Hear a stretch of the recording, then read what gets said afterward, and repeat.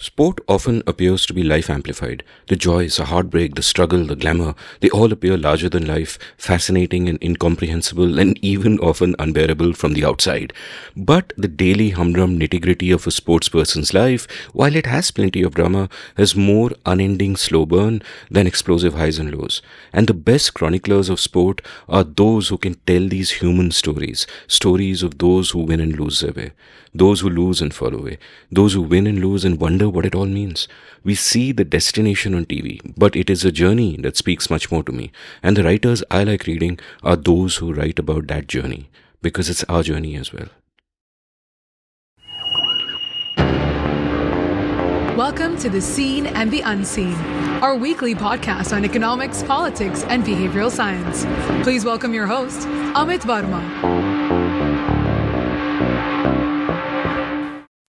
Welcome to The Seen and the Unseen. My guest today is a legendary sports writer, Vijay Lokapally, who loved cricket and cinema all his life, wrote about sport for more than 40 years, spent over 3 decades at The Hindu, an institution within an institution. And though he's technically retired now, well, not really. Vijay runs a podcast, continues to write, continues to immerse himself in the world.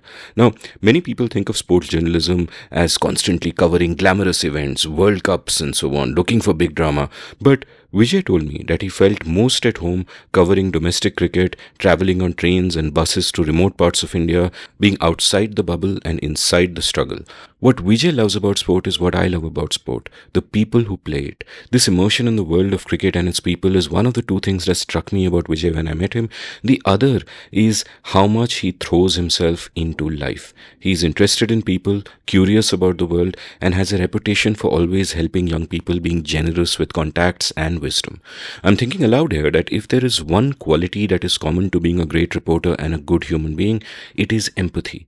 Vijay doesn't go through the motions. He really cares about the world. This also makes him awesome to talk to, and if you want more of him, I recommend his episodes on the podcast 81 All Out, hosted by my old friend and colleague Siddharth Vaidyanathan. But hey, listen to this first. We speak about cricket, journalism, how he would sometimes spend more time at a post office than a stadium during a test because writing and sending a report was such an ordeal in the days before computers and the internet.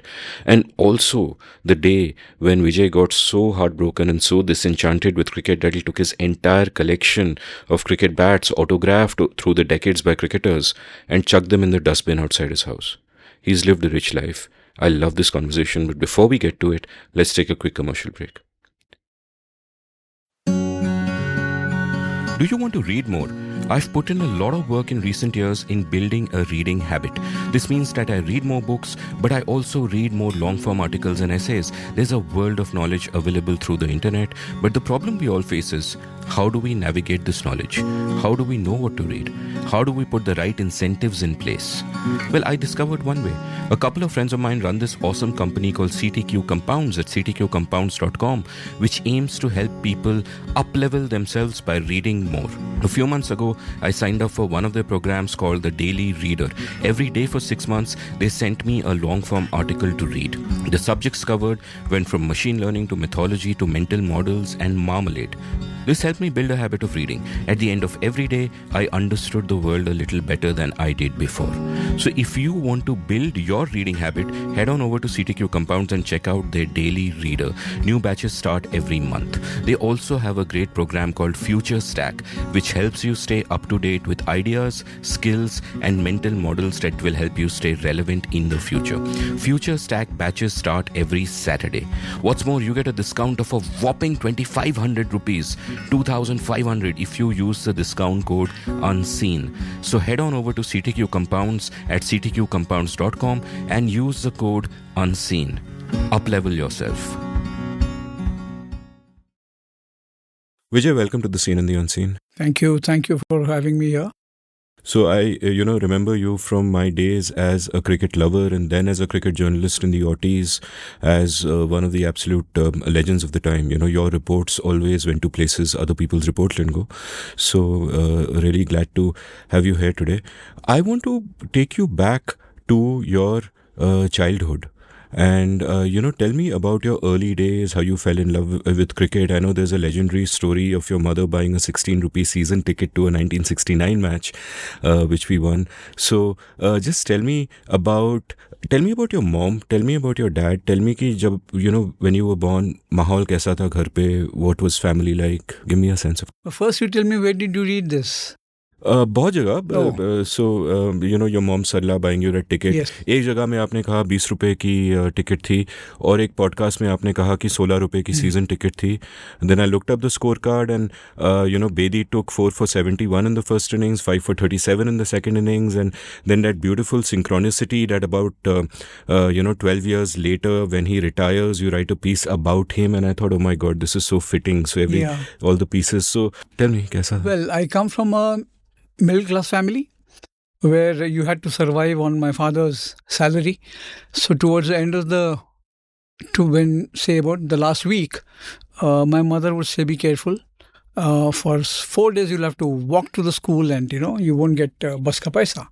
So those were not difficult times, but they taught me a lot. Most important, I would say that I had to earn everything from, like the cricket story, my first match story. And my mother was a very typical homemaker,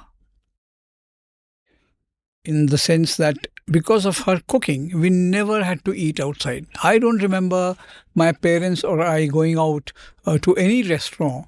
Bengali market was very famous, even it is today, but I don't remember going out with them. The only time we went, yes, to Madras Hotel in Connaught Place, which sadly has shut down now. But it was a nice little family, brother, sister, and I, and my parents. We used to have a lot of guests because we would stay in Andhra Bhavan, the staff quarters, and people who came from Mumbai, Pune, Hyderabad. My mother was a Maharashtrian, so they would always come and stay with us for many reasons. I mean, one, the location. Hyderabad House was about, I think, 2 kilometers from Connaught Place, half a kilometer from India Gate, and so my house was always full of guests, and I loved them. And I'll talk later about a very special guest who built this habit of reading in me, and you have done a podcast with his son also. Wow, who is this? Harsha. Oh, Harsha's dad. oh my god, wow. Yeah, Wow, I didn't know this. So those were beautiful times, Amit, and childhood was spent in just playing. I didn't realize कब मैं 10 साल का हो गया. It was breezy. We were not stopped from playing, but you had to do your studies. And then, of course, my love for cricket was like any other Indian. There's no big deal. I mean, we all play some sport, but cricket was very popular then, and hockey, of course, and football, even badminton, I remember.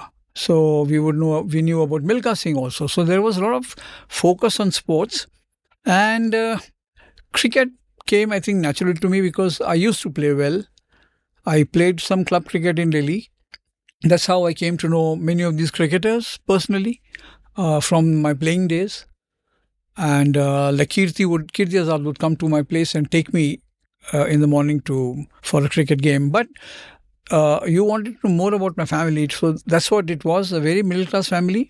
And yes, it was 1969 when Australia came, and I wanted to watch the match because I had heard that big players are there. But my father said, no, I can't afford. And he was being truthful. He was not trying to put me off. He was honest. And 16 rupiah ka ticket, which he could not afford. So I told we used to call her I said कि मुझे match देखना है, and Baba is saying he can't afford. How old were you then? 9. And so it's 1969. And it felt, for me it was heartbreaking that Australia aa rahi hai or I can't watch. And I read about Bill Lawry, Ian Chappell. I mean, they had the very fact that we would get to watch Wadekar, Vishwanath, Bishan Bedi, and Erapalli Prasanna was so exciting. And I told my mom, she said, okay. Then she, from her savings, she pulled out the money and told my dad that he has to watch the match. And it so happened that tickets were being sold in a bank where my father knew them, so one of the bankers there. So we went, Connaught Place में इतना लंबा line था Amit. But my father managed a ticket. Season ticket it used to be. So if you buy season ticket, एक दिन का free मिल जाएगा. ऐसे था. So that's how my journey began. And it was, I mean, I was so excited. 2 दिन पहले मुझे ticket मिला. And I was just, my friends were jealous क्योंकि उनको नहीं मिला. They couldn't go and watch the game. But my mother was more happy than me, honestly. And should I tell you my first day? Let's talk about your mother first. I'll come back to your first day. But I was very curious to know more about her because of 2 reasons. One is, in many of the episodes that I do with people who grew up in the 50s and 60s, one of the things I realize is that their mothers were in many ways remarkable people, but they could be remarkable within a narrow construct. Uske bahar ja nahi sakte the. And I always wonder about what is the interior life then when you are so constricted. Like, women of that age were not like women of today. Like, aapne kaha hai ki, she was a talented painter, she was a talented singer, so all those ambitions she must have had. But she had to be a homemaker. But she put her heart and soul into her homemaking. Perhaps with the same attention to detail that you put into reporting. एक जगह आपने कहा है कि वो vegetarian थी लेकिन आपके लिए वो अंडा करी बनाती थी, scrambled eggs बनाती थी, and all of that, which was very moving. Even this incident to me is sort of very moving for, and I often wonder that, later on in life you must have gotten to know her not just as someone who's playing the role of a mother, but as a human being, as a person with their own desires, their own dreams. Give me a sense of what her interior life was, what her world was, that, she can do so many things. And a person like that can then be good at anything. In today's age, she could have been a great banker, a great lawyer, anything at all, whatever you want. But un dino wo tha. So give me that whatever deeper sense you have of your mom and your dad also, because he would also have been sort of a construct of the circumstances, as it were. Yeah. I mean, he was. I know one thing. This ticket episode apart, I never had to complain for anything in life. He had, I think my mother was the best home minister and finance minister because whatever salary my father got, she managed. And I and my sister, we were pampered. ये नहीं कि हर महीने कपड़े मिल रहे हैं, but she cooked for us and she took care of us. And she came from a village in Karnataka to Hyderabad, Vivek Vardhini School. She studied and she won a state award for her painting. I still have them. I had posted them on Twitter also. I got good response. So she was a brilliant painter. And her singing, of course, and from her bhajans in the morning, there was every Thursday we used to go to Mr. Nerurkar's house. He was All India Radio director, and they used to have in the evening every Thursday a satsang, and she would sing, captivating. I mean, they wanted her to sing every Thursday. And the satsang would close with a bhajan from me and my sister. We used to sing well. And so that was how it was. We were brought up, and like I said, I'm very surprised you have done so much of research on my mother. Her cooking, a strict, my father, he was a strict vegetarian. Brahmin, so-called Brahmin. And he said he allowed us to bring non-veg at home if my friend was coming, both of us. My best friend, Awas Mohammed, he's a very well-known commentator. He's done some 5 Olympics and whatever. So he would come home with food cooked in his house and we would eat. So my father never stopped us. And once he caught me smoking, he said, no, I will not stop you when you grow up, but do it when you earn. If you feel you wish to, not from my pocket, not from the pocket money I give you. And he would take care of us. There was this movie called Hatari. It was released at Odeon, And so I said, Baba, I want to watch this movie. He took me there, and we reached, it was houseful. So he says, I said, what is this? He said, no, that means we can't watch. Ticket nahi hai abhi. So when we were talking, one chap just came over. He says, क्या बात है जी? So I said कि आप ticket दिलाते हैं यहाँ पे क्या? तो he was a black marketeer. I told my dad कि मुझे लगता है ये बच्चा आपका बहुत उत्सुक है, आप इतने में ले लीजिए. My father said no, I will not. And I just I took no time. I just I was crying, rolling on the floor. I said, I want to watch. My father said, no, you will not, because he's selling it in black. That black marketeer, he came back after a while. He said, sir, ये लीजिए, उतने में दे दीजिए, बच्चे को पर मतलब निराश मत कीजिए. So that was one incident which showed that my father was a very strict man when it came to principles. So he would not buy a ticket in black. So there are many stories, Amit. My mother, like I said, she could not. The first winter, she told me that it was very tough for her when she came from Hyderabad in Andhra Bhavan. And like you have mentioned, she learned to cook, but only eggs. She didn't like the smell of mutton or chicken. So she used to make the world's best breakfast omelette, and of course scrambled egg. She would ask me, omelette khayega ya kacha mucha?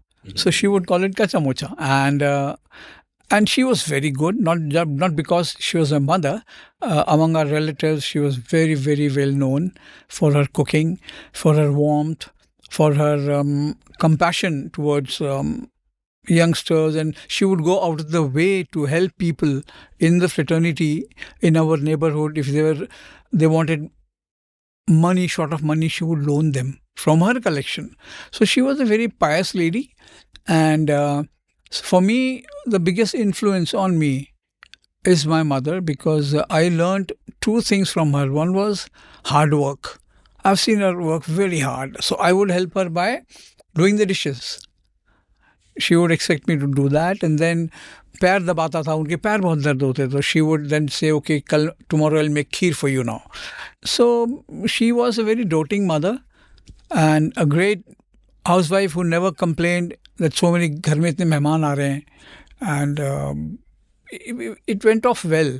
And like I said, she was a Muboli sister of Mr. Achyut Bhogle, who was a professor. He taught French in Usmania University, and he just loved our home. He would get accommodation whenever he was coming here in posh this thing. So, but he loved staying with us, and every time he came, he would gift me a book. So that's how my habit of reading books started, and he gave me some very good books. And then, of course, Harsha, we knew whenever we go to Hyderabad, we would go and we would have interactions and some play with him. Then he was becoming a commentator. He came home. He would come with tapes for the All India Radio. So he also loved staying at my place. He loved my mother's cooking. And our cricket discussion, of course, was there always.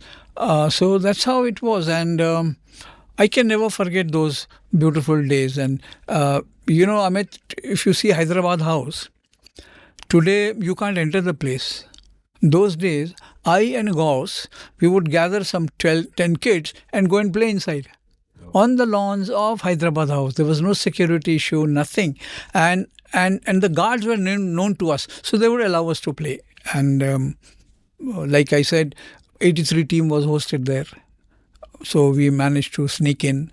So many times, otherwise guests would come, all these visiting dignitaries, they would be hosted there. And we had an uncle who would pass on the pastries and the cakes and korma and roti and all that, for kids. Say 10, 12 of us, we would have our own feast. But those were beautiful days. Give me a sense of what would kids like you daydream about in the 1950s and 60s and 70s? Because aaj kya hai that I think that there is so much you can dream about because the internet is there, the world is open to you, everything is there. I remember growing up in the 80s. I mean, I grew up in the 70s also, but I don't remember that. But I remember growing up in the 80s कि ये सब तो था नहीं. So your dreams were limited by the little impressions that you got. In my time, at least, there was television. In your time, everything that you knew about sport, for example, all these heroes, you would have to reconstruct in your head from the written word कि मिल्खा सिंह कैसे भागता होगा. Just to imagine that, you would have had to do it in your head. That, you know, before you see Ian Chappell and Redpath and Wadekar and all of these guys in the flesh, you just have to imagine what they are like, and then you're there and you're watching them. So before we get to that first day of cricket, give me a sense of what was the texture of your days? आपके सपने क्या थे? What would you fantasize about? What was your self image कि मुझे ये बनना है, वो बनना है, ये करना है, वो करना है? आपके हीरोज कौन थे? Cricket? हर एरिया में, क्योंकि I know you're deeply into films also, music. Yeah. Films, yes, of course. And I'll tell you thing about films also. But cricket, like I said, you're so right about the fact that you had to visualize. Only when I went for the test match at Kotla, I discovered that you bat from both ends. I didn't know that. So खेलते थे, but वही है कि एक ही bat लेना है, हर run के बाद उसको वापस खेलने के लिए देना है. So it was cricket was there, and for me, the hero who will always be my hero was Tiger Pataudi.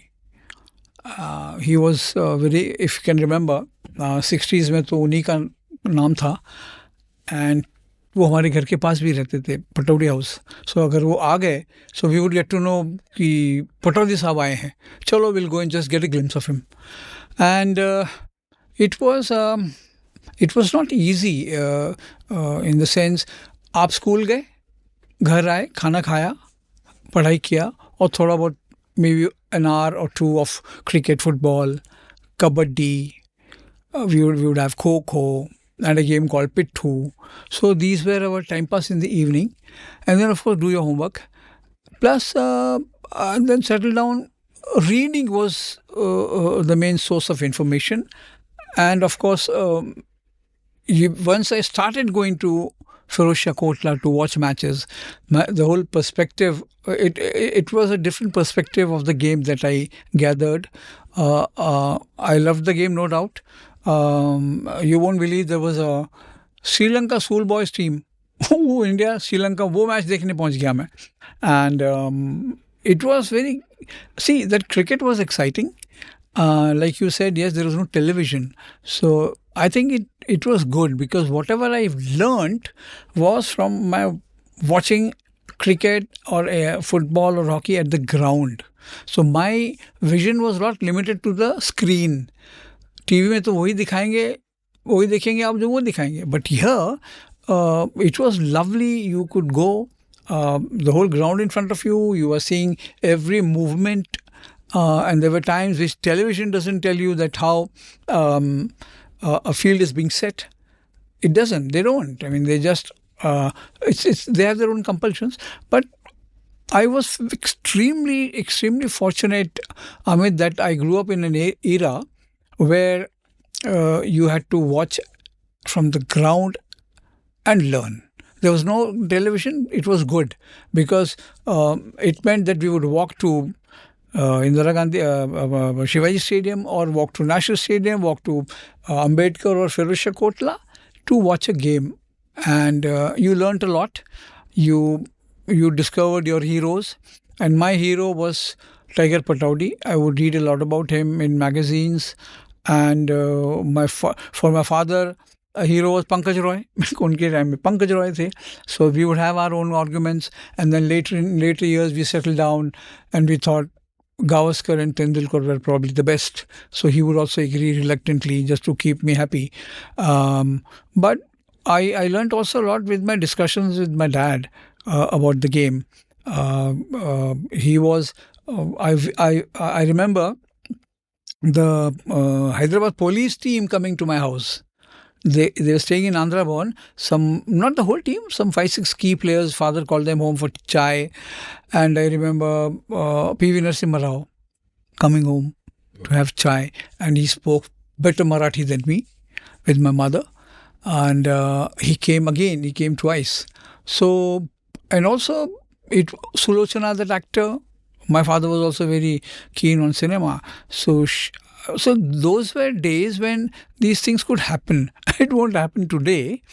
It was, I think I was destined to become a cricket writer because I always wanted to play. And I have played with so many players. Raman Lamba, Kirti Azad, K.P. Bhaskar, regularly. And then, of course, I mean, I realized it was tough. I wouldn't go far. And this just happened. I think my mother saw my talent. And I used to, once I wrote a letter, a very emotional letter to my cousin, and she would cry for days. It was such an emotional letter about she being in it's a small place called Beed in Maharashtra. And she was a very dear cousin of mine, and I was in Delhi. So then she told my mother, when she visited, she showed that letter to my mother. So my mother said, "Tune to itna acha, you write so well." And my mother couldn't write in English. She had a lovely handwriting, but whenever she wrote letters, address I had to write. Because she would not. So she was probably the first who saw the talent in me. And then, of course, this the test match. There, I mean, there was the taxi stand is still there near our Cousin Road apartments. It used to be Cousin Road, Kasturba Gandhi, sir. So there was this gleaming Fiat. And I would tell my father, I want to sit in car once, Baba, once. Bengali market tak le jao. He said, I can't afford. And it so happened that first day of the test match, we were leaving at 5:30 in the morning. He only told me that jaldi jao because under ground mein nahi ghus payega. And when I stepped out of the house, there was this taxi. And I said, Baba. He said, yes, it's my gift to you. Ticket to maine nahi diya tujhe. So we went to the Kotla, he dropped me, and the thing was I would walk back. And later I learned that the taxi driver, I think Harcharan, Harbhajan, whatever, he didn't charge a penny. He said, "Bachche ko meri taraf se gift hai." And so I was lucky. I was very fortunate. I was brought up in a time where there was respect for elders.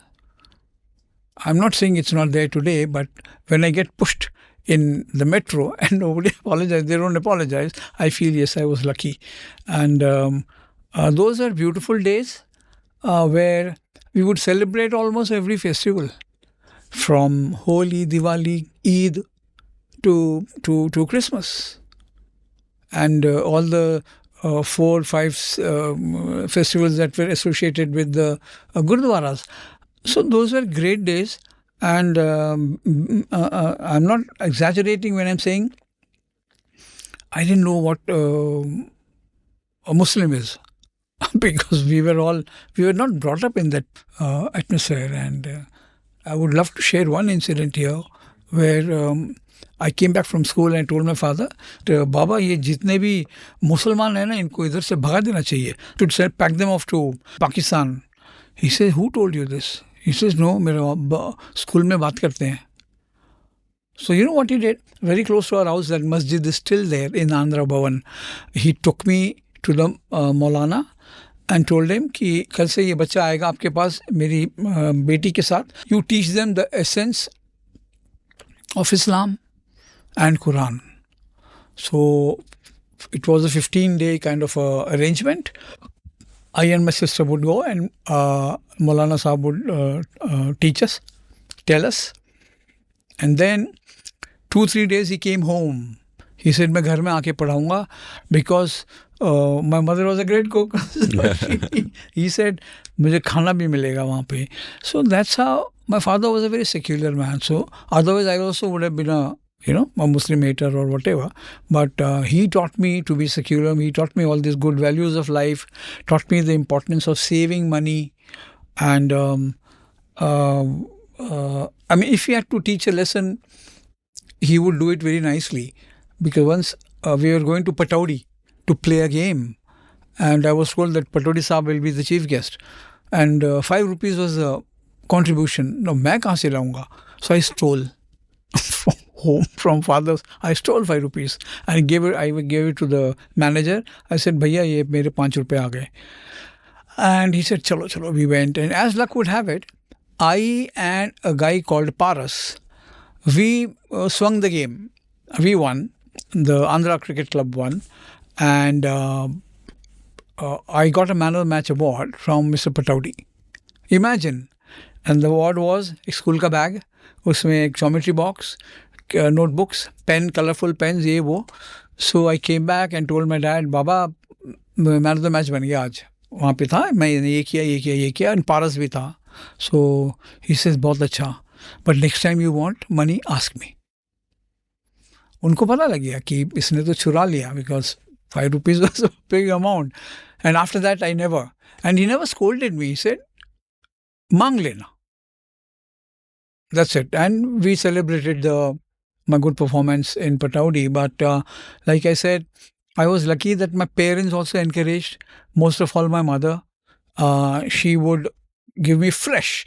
Whenever we went out, the food was made fresh. रात का रोटी नहीं, रात का सब्जी नहीं.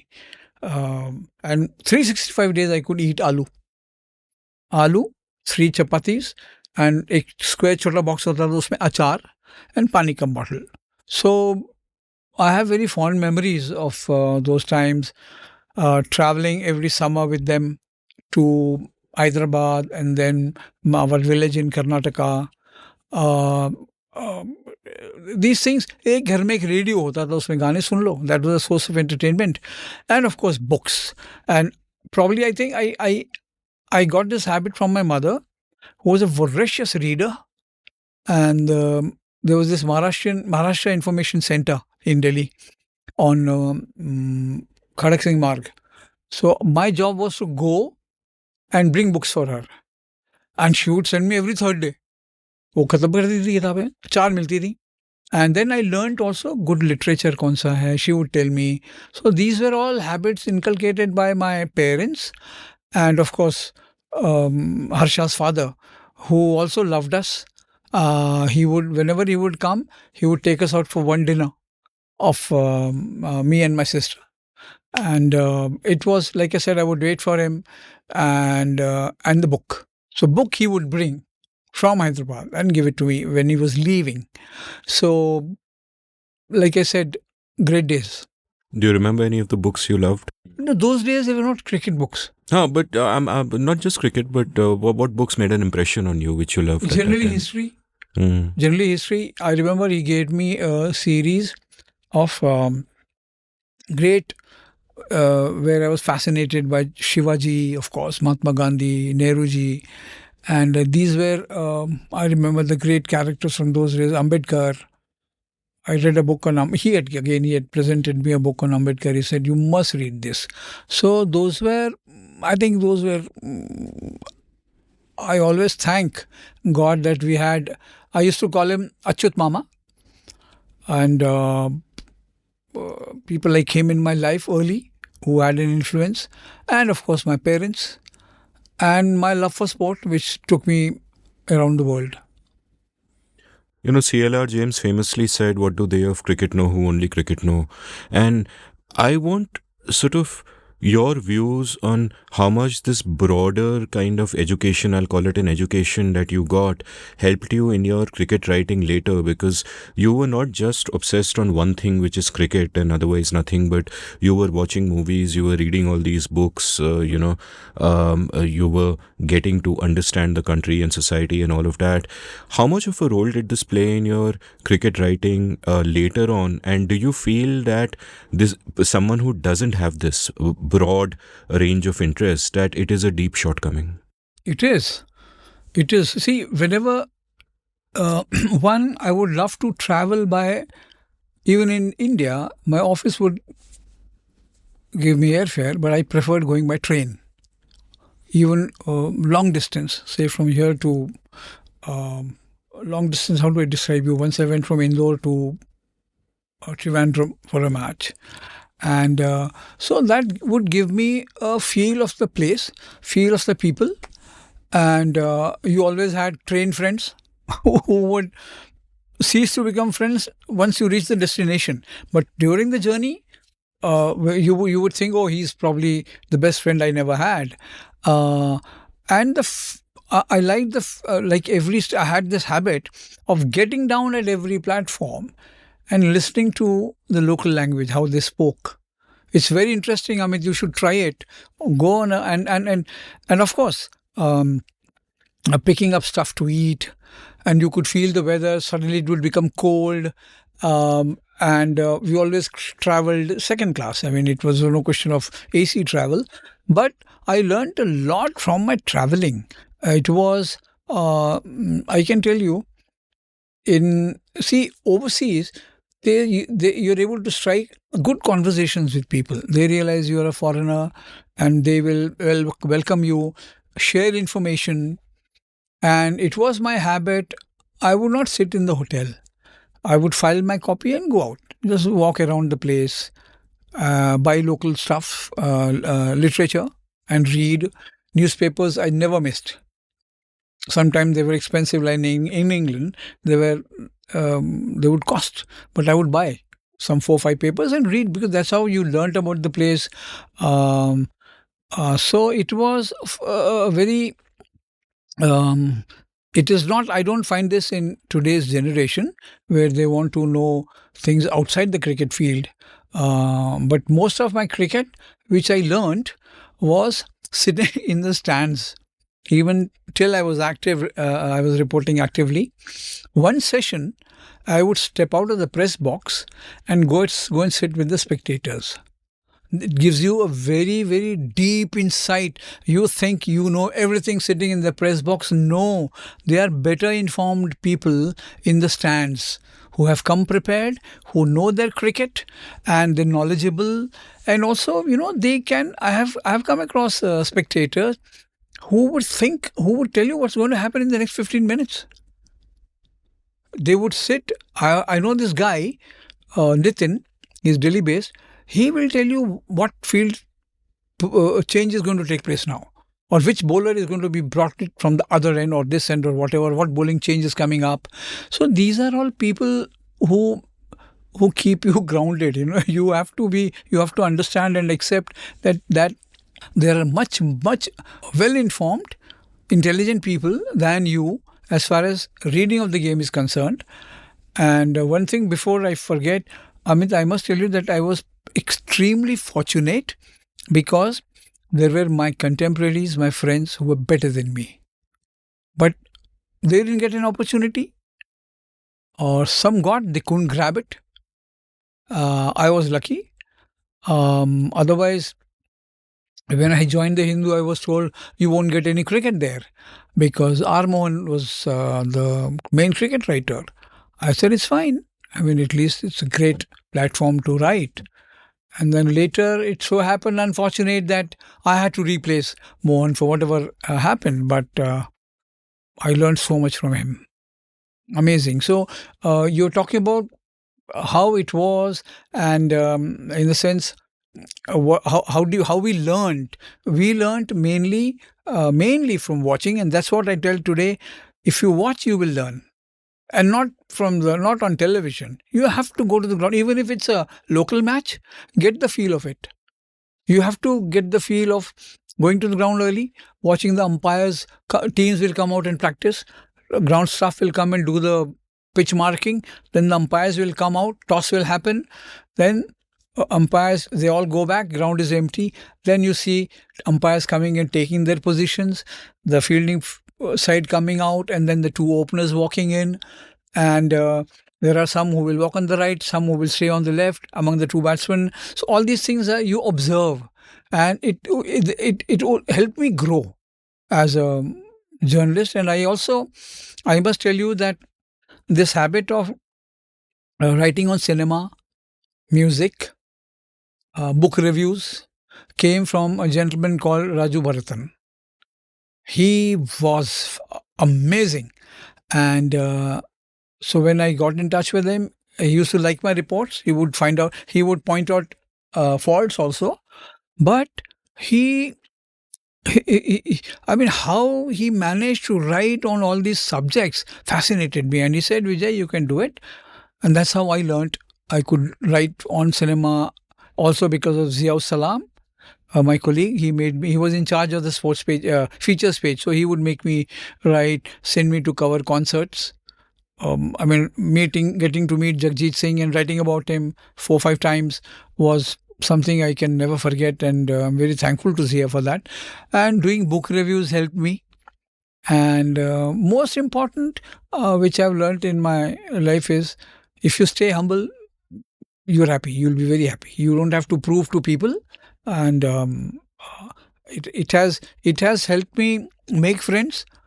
They say कि ये humility, I said ये humility कोई बनाता नहीं है, it comes from within. I'm not doing it to impress you. It is so when you're kind to somebody, he'll also be kind to you. So it was my my process of learning journalism and lessons in life is something I'm proud of. I want to double click on the importance of watching, as you put it. Like elsewhere, you've spoken about how, one big milestone in your career was when KP Mohan at the Hindu taught you the importance of watching and writing, which is why you always watch the first ball. And, I remember when I became, I was a cricket journalist between 2001 and 2008, Cricinfo and Wisden. And I remember that one of the things that really surprised me when I started going to press boxes for the first time is कि press box में I realized 90% of the people are not watching the game. They are sitting and looking into their laptop or their phone, and if there is a noise, then they will look at the TV in the press box for the action replay. And that made me really angry. I was like, this is such a privilege to be at the ground, and most people are not watching perhaps a single ball of the game. पूरा दिन कुछ और चल रहा है और कुछ हो गया तो they look at the TV and the action replay, in which case why come to the ground at all? And like you, I would also like go outside the AC press box, Sura, Mahal, etc.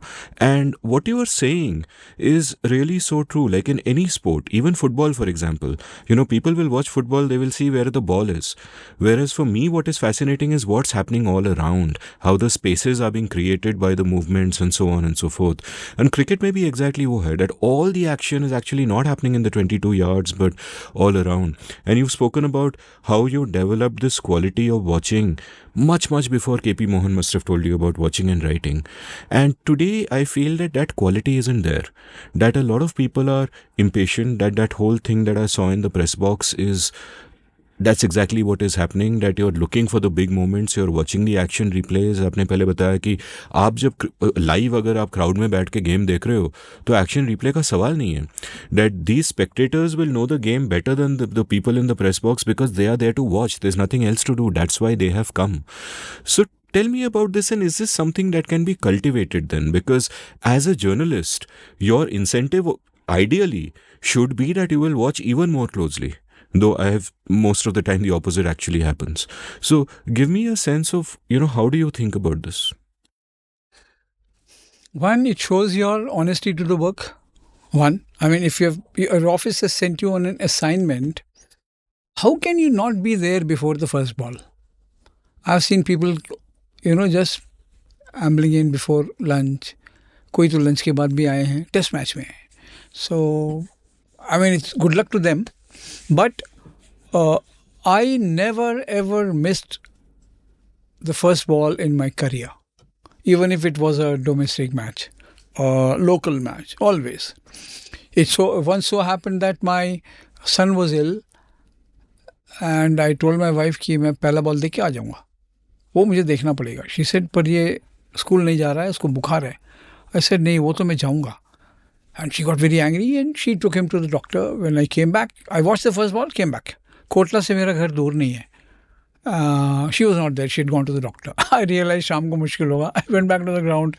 So what I meant is it was an obsession maybe, or it became, I didn't want to break the a sort of a personal record that I missed the first ball of a match which I'm covering.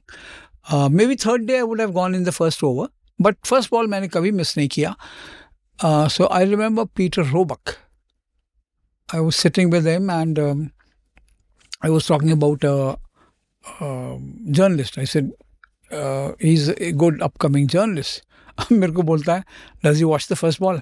I said, yeah, he watches. He watches the first ball. So this first ball thing is, कोई लोग बोलते थे कि ये ज़रूरत नहीं है. You don't miss much. But it had become a habit. If an umpire is there before the first ball, I should be there. Simple. And it made me love the game, respect the game. And in turn, the game also respected me, loved me. It took me all around the world. Once upon a time, I never thought I could go beyond Firozshah Kotla. And then I was lucky again, very, very lucky. So you have to be, there's no substitute to watching. It teaches you, one, you are there. So nobody can fool you. For a domestic match, so there is no option. You have to watch. आपने एक ball miss कर दिया तो wicket keeper को पूछना पड़ेगा catch कैसे लिया, या बॉलर आपको बताएगा क्या बॉल था. That you can probably push in into your copy, but then you are not being doing an honest job. ये तो शाम को भी कर सकते हैं स्कोरबोर्ड देख के. So it was an essential part of the not just me, my generation of reporters. Like I said, there were no distractions. Cinema का इंटरेस्ट था नहीं देखने का इतना. But no, like I said, no television to fall back on.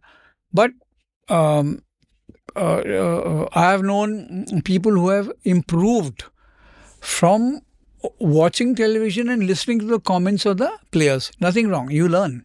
But there's nothing like having your own, what should I say, judgment or your own impression of what has happened.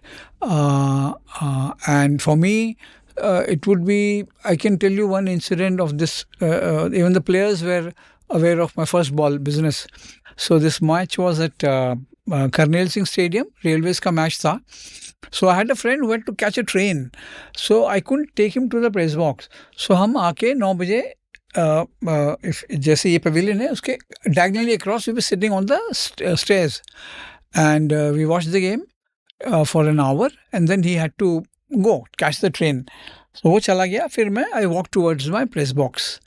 So lunch में संजय भांगर comes and tells me कि विजय भाई आज तो आपका record गया, आप तो ड्रिंक्स पे आ रहे थे मैदान में.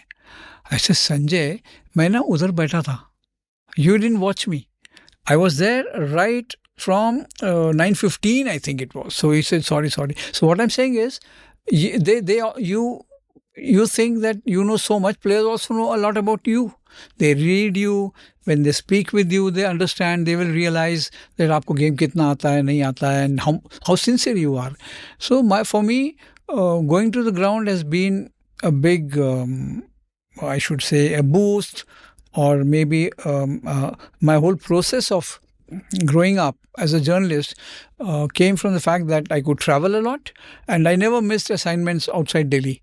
Because each assignment was a challenge. For me, it was like a test match. Because in 87 World Cup, I remember I was asked to do a Duleep Trophy game. मैं सोचता था कौन पढ़ेगा रिपोर्ट, वर्ल्ड कप चल रहा है 87 and I may asked to do the Duleep trophy match at Kanpur of all the places, but I went, I saw good cricket and again. बट Amit, I must tell you one thing. What I feel sorry for in today's generation is that they don't have access to players. I had amazing access. I have traveled with them in the bus, team bus, a few times. Majboori mein. Not that I like doing it, but and of course, I mean, if you see domestic cricket में आप उन्हीं के साथ lunch कर रहे हैं. Breakfast, I used to have breakfast with the umpires, lunch with the sub और journalists भी होते थे with the players, and evening we would sit back and talk and discuss the game, which is not possible today. Those days it happened. So it helped me understand cricket better. And also the psyche of a player. Sometimes we think, "Oh, the bada shot kharab khela." But then when you listen to him, he'll explain that he thought off drive banta tha, par hua nahi. So, like, I'll tell you one incident of Virendra Sehwag when he 195 he went for a six at Melbourne and got out. So when we were coming back from the press conference to the press box dressing room ke upar tha, I said कि वीरू वो double तो miss कर दिया, वो तो छक्का मारने गया. Then he was very honest. He said, विजय भाई बॉल तो छक्के ही वाली थी, मेरे से नहीं लगी. He made it very clear. When you talk to them, you learn the intricacies of the game. You get a very different insight. And I was very fortunate. I had access. Today's youngsters, they don't have, but there are still some good writers around. But yes, meeting people, writing on different subjects, and then there came a time when my office thought I was a very good obituary writer. They would make me write obits. That was because probably I knew the player. I could bring in a different perspective. But I didn't like writing an obit on Tiger Pataudi. I felt very sad. And then, of course, Bishan Bedi. Bishan Bedi का आपने बोला ना वो कि I wrote about him and he liked it so much that he gave me a handwritten note. Which is such a beautiful note. आपने Twitter पे डाला, आंसू आ गए मेरे आंखों. Such a beautiful note. Yes. So that was a big, I would say, motivation for me, that somebody like Bishan Singh Bedi, my God. And then, of course, we became very, very close. Kapil Dev, Gavaskar, and the later generation, yeah. But these gentlemen, I would pick their brains to know the game. And they were also willing to share. Faith, the trust factor was there, which is missing today. But I think I learned a lot from these three gentlemen. Bedi sir, Mr. Gavaskar and Kapil Dev. I'll ask you about each of them in detail later. But first, you were talking about कि कभी कभी आप domestic match कर रहे हो, you're having lunch with the players. एक जगह में आपने एक बहुत अच्छी sort of एक snippet बताया कि there were times where the substitute players would let you have your lunch first because they would say you have to go and watch the match. हम तो बाद में भी खा सकते हैं. Absolutely, yeah. Which I like so much. And the difference between your generation and the current generation, and of course the access is there, but even more than that, like I would imagine in your case, you were a player yourself. Like you said, you grew up around players. You would Kirti Azad and Raman Lamba and all the Delhi gang basically would hang out with you and you would know all of them, and later on you had access and they all became your friends. And therefore I am guessing that you would not just have access to the players for quotes and all that, but you would have access to that understanding of what is really going on. Like the best cricket journalism is not about what happens in the field, but what happens in the head. वो जो human story है, that's the best journalism. That's the kind of work you've always done. And even today, some people do it, but I would say it's getting harder and harder to do it. Because how do you get the human insights without actual access to the human being? Like, the what of kya hua hai, the what is, I think, very easy to get today. Information is a commodity, but the how and the why is very hard. So give me a sense of how growing up as a player through the 70s and then gradually coming into writing, and even when you came into writing, I think it's actually a blessing that you did a lot of these domestic games, because that would have given you that closer insight into the journey a cricketer makes on the way up. So give me a sense of how that what faculties that brought into you? What was the added appreciation that you gained about these players and their lives and their mentality and their psyche? See, my conversations with players were always not cricket. We would talk a lot of things. And believe me, I could argue with them on cricketing matters. So I was confident of myself, of how I read the game, how I followed the game, and how I analyzed a particular player, especially the upcoming players, the youngsters. So there were times when I'm proud to say that coaches would ask me, कि विजय कोई देखा है player, कोई दिखाया ऐसा, so which means that he valued my input if I could tell him Amit is a good off spinner. So like that. And there were times when I have gone to the middle with the captain of the team. He would take us and say कि I and my friend Manoj Vatsayan from the Hindustan Times कि देखना यार pitch कैसे लग रही है pitch कैसे लग रही है you are a better reader. I can't read the pitch because that's a some completely different art. But they had the confidence that ये journalist है इसको भी पता होगा मेरे जितना. So he would give us that kind of respect. I remember once we were going 3-day game, there was a toss happening, and Nasser took me inside. He said, "नहीं तू चल मेरे साथ." And we went. I saw the toss from a distance. We won the toss, whatever decision he took, and then we walked back. So these things will not happen, na. It came from the fact that we would indulge in a lot of conversations with the players, and they would share. They would share their loss of form, how they were, struggling to counter a particular bowler, and how sometimes something would have happened back home. He would be disturbed. So that also they would share in good faith, and so that made me. I had that. I should say, again repeating the access. It helped me grow, and for. It also helped me that I did a lot of domestic cricket. I take pride in my domestic cricket coverage. Like I'll give you an example. Praveen Amre is a very dear friend, and he is. I mean, I've written a lot about him, but he became friend not because I wrote about him. He hardly got to read the Hindu. Bombay में रहता है central zone में खेल रहा है but my conversations with him he was convinced and then later of course I mean did lot of features so only when you spend time with them na Amit you will realize that cricket is a very different game from what it looks sitting outside. It's very easy from outside and say अरे यार ये तो I mean he could have played an on drive or he could have played an off drive or ये cut नहीं करना था. But how do you know? I mean he didn't connect. Cut तो बनता ही था. Like Sehwag said, बॉल तो छक्के वाली थी मैंने नहीं मारी. And so it helped also. I also benefited from reading my seniors like Raju Bharatan, KP Mohan, R Mohan. R Mohan, I don't think I've seen him make a mistake. And let me tell you, I've seen captains consulting R Mohan before the game or on the playing 11. So that kind of dadagiri he had, So he had, it's on record that he suggested to Kapil that we should bat first. That Kapil they 175. And weather changed and he didn't realize R Mohan, and Kapil also never blamed him.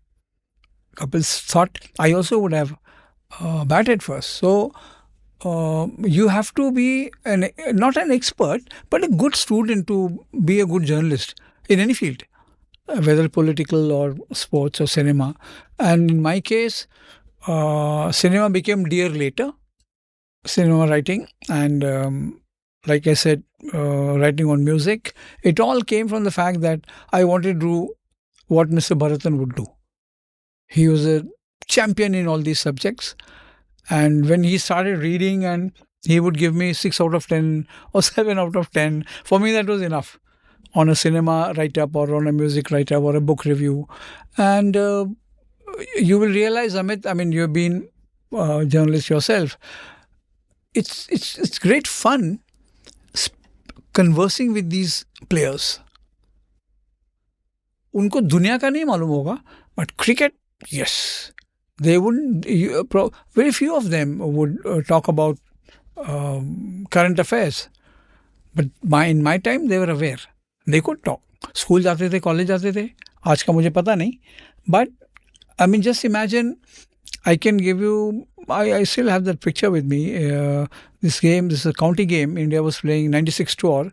And I was passing by, so Dravid said, "Bat jai idhar hi." He is going out to bat next. Imagine. And I'm sitting with him, and Vivi Krishnan was sitting somewhere. He took a picture. So to me, that picture illustrates the difference between cricket of those days and today. I could watch a match, a competitive first class match, sitting with Dravid, who's going to bat next. And we're talking. It could be anything: cinema, cricket, books. He was a terrific book reader. So it will not happen today. And that day, I remember he was talking about how difficult it is, how difficult the conditions are to bat, and he was feeling the pressure. So, but imagine he was discussing with me and not with Sandeep Patil, who was the coach. So those were, like I said, great days where you were lucky to learn from the players.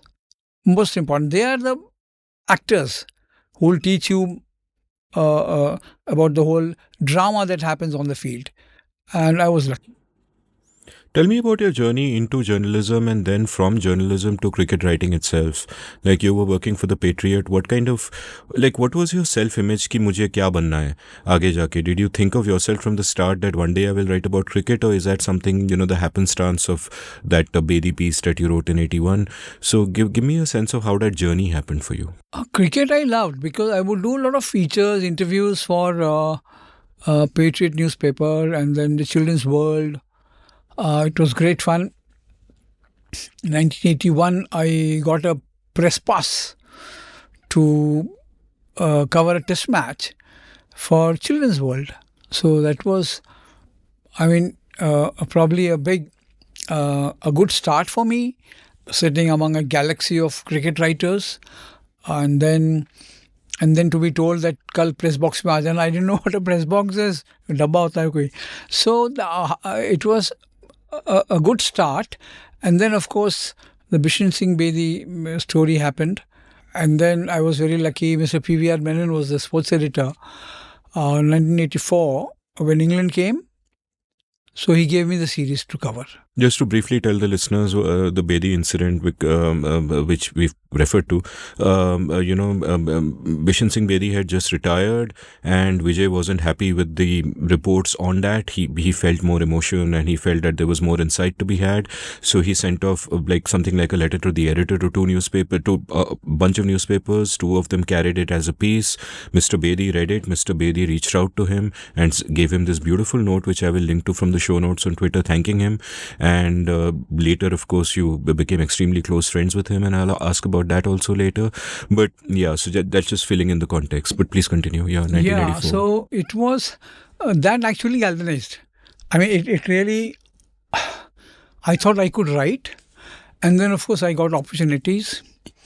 And the 84 series, I remember, for the first time, my mother was worried. She said, "Tu jana zaruri hai," because sub 84 Mrs. Gandhi thing had happened, and there was a lot of rioting going on. And Bombay mein to match ka pehle wo local, what do you can't call it ambassador. What is the term for British consulate? He was shot dead in Bombay. So we were not sure whether the test match will happen, but it happened. And Sivaramakrishnan took 6 and 6, if you remember, in that match. So that was my second test match, yeah. But Gauss Mohammed came to the station to see me off. He says, "Ye karna, wo karna, notes bana ke rakhna, aur dhyan rakhna, bahar ka kuch mat khana." Like a good friend, a childhood friend. So it was, I went with a lot of dreams, and there was a press conference where Gavaskar was addressing. I had seen him earlier also, met him also. But 84 was the turning point for me, I would say, getting to cover a series. So it was again Azharuddin's first series, and I had known him before that. I felt happy for him, 300s in a row. So we have been friends from then.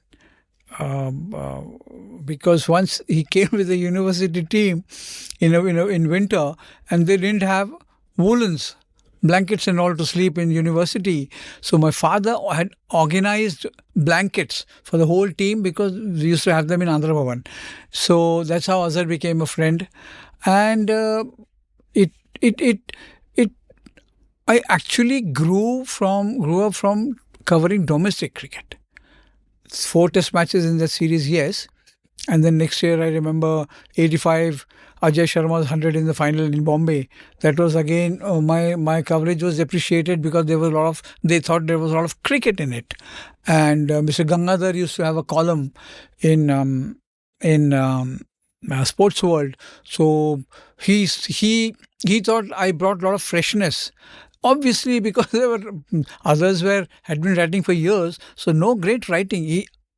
I happened to get that right break at the right time. And so from that series, of course, next year I joined the Hindu in 86. Like I said, everyone thought I won't get an opportunity, but fine. But Amit, I must put it on record that the gentleman who really helped me achieve my dream of covering cricket was my senior KP Mohan in the Delhi office. There was this Sharjah trip in 91 which he was given, and he told the sports editor that I think we should give it to Vijay because he loves. उसके पहले एक लाहौर में match था, वो भी उन्होंने मेरे को दे दिया. So you do it. He was to go. Delhi versus some bank, I can't remember now, in Lahore. So I went for that game. Then, of course, Sharjah. The only thing was the sports editor was worried that will he be able to meet the deadline. Sharjah का time difference था, or so KP Mohan said, yes, he will. I have confidence. So he is the man who actually sacrificed his cricket writing for my sake, and he covered the 87 World Cup in Pakistan, the Pakistan side. So, and he was the only one to get an Imran Khan interview, KP Mohan. So, I'm grateful to him for whatever I am today as a cricket journalist.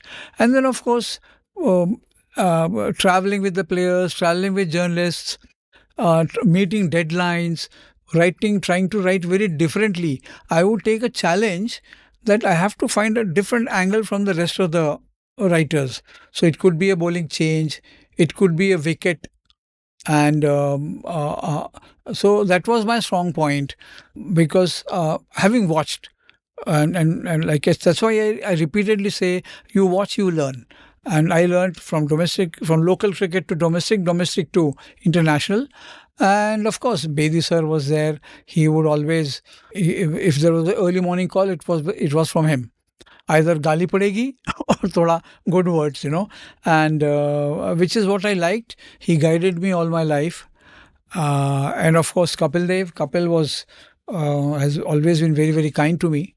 And even Mr. Gavaskar. He was, whenever our conversations were there, he would talk a lot of cricket. He would ask me questions to check so sometimes I would fail, but I would learn. And so being in the company of these great people, I benefited.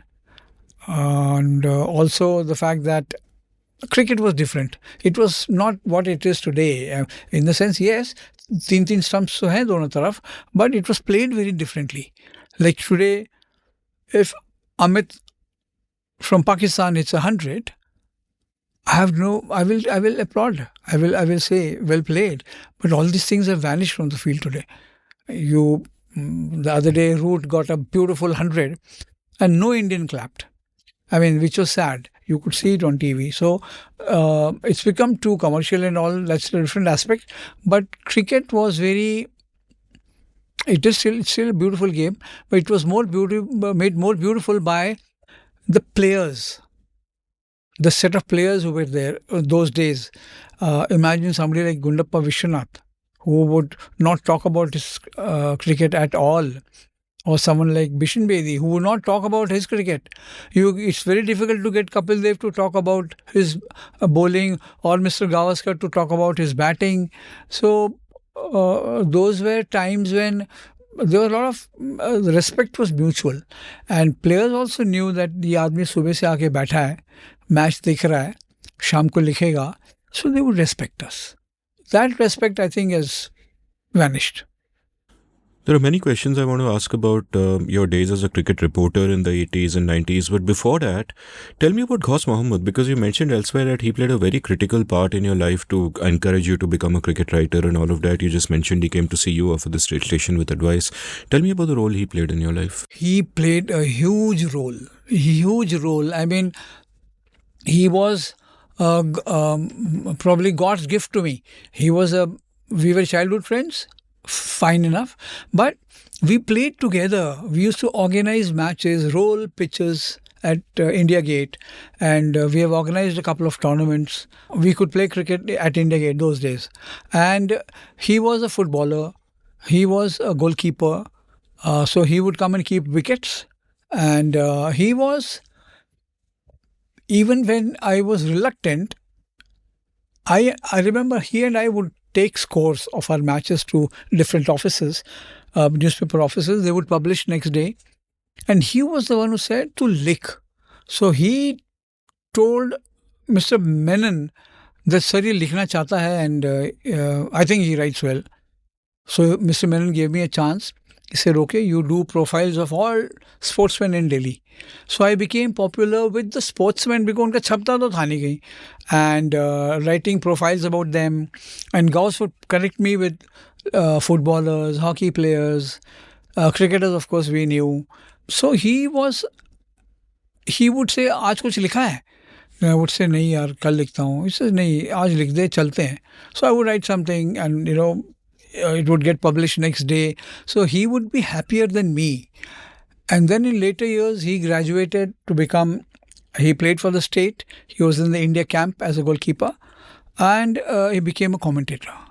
And he has this distinction of doing, I think, about 30 Subroto Cup finals in a row for radio. And also Durand, DCM he would do. And then he went to 3 Olympics as a commentator for Doordarshan. And then, so he, and also his reading was amazing. I don't know how he would say, Vijay match gaya. And we would lose from a good position. Or, and then he would come with me to watch cricket matches. We would go, those days, he would to buy a ticket, so he would organize an entry from the scoreboard side where the owner of that place was known to Gauss. So we would slip in from that, from the scoreboard side into the ground. And we have watched some great matches. Both he and I, from the Kotla Pavilion, ran up to the ITO traffic light to get an autograph of Mr. Bedi. And we told him later, he says, sir, आपने हमको बहुत भगाया. He says, no, it can't be. How can I be so insensitive कि तुम भाग रहे हो ITO तक? I said, sir, traffic में फंस रहे थे, तो हमने आपको traffic light पे पकड़ा. So, I mean, Gauss was again, they say ना यारों का यार, he would, and he, like I said, he was happier than me when I was going to cover this match in Bombay, and there was no need for him to come to the station. He came, brought some stuff for me to carry on the train, and a true friend. He loved my parents, and we continue to be friends. We speak almost every day. This morning also I had a chat with him, but a true friend. I owe it to him. You mentioned earlier about how KP Mohan, stopped covering cricket himself so that you could get your chance. And you also are well known in cricketing circles for helping young people always, being a mentor or encouraging them and helping them, going out of your way to do that. While you could easily, with your stature, you could just sit back and you've done it all. You could be the elder statesman, but no, you go out of your way to... What is this spirit in people? Like, why did Mr. Mohan go out of his way to help you? And did you...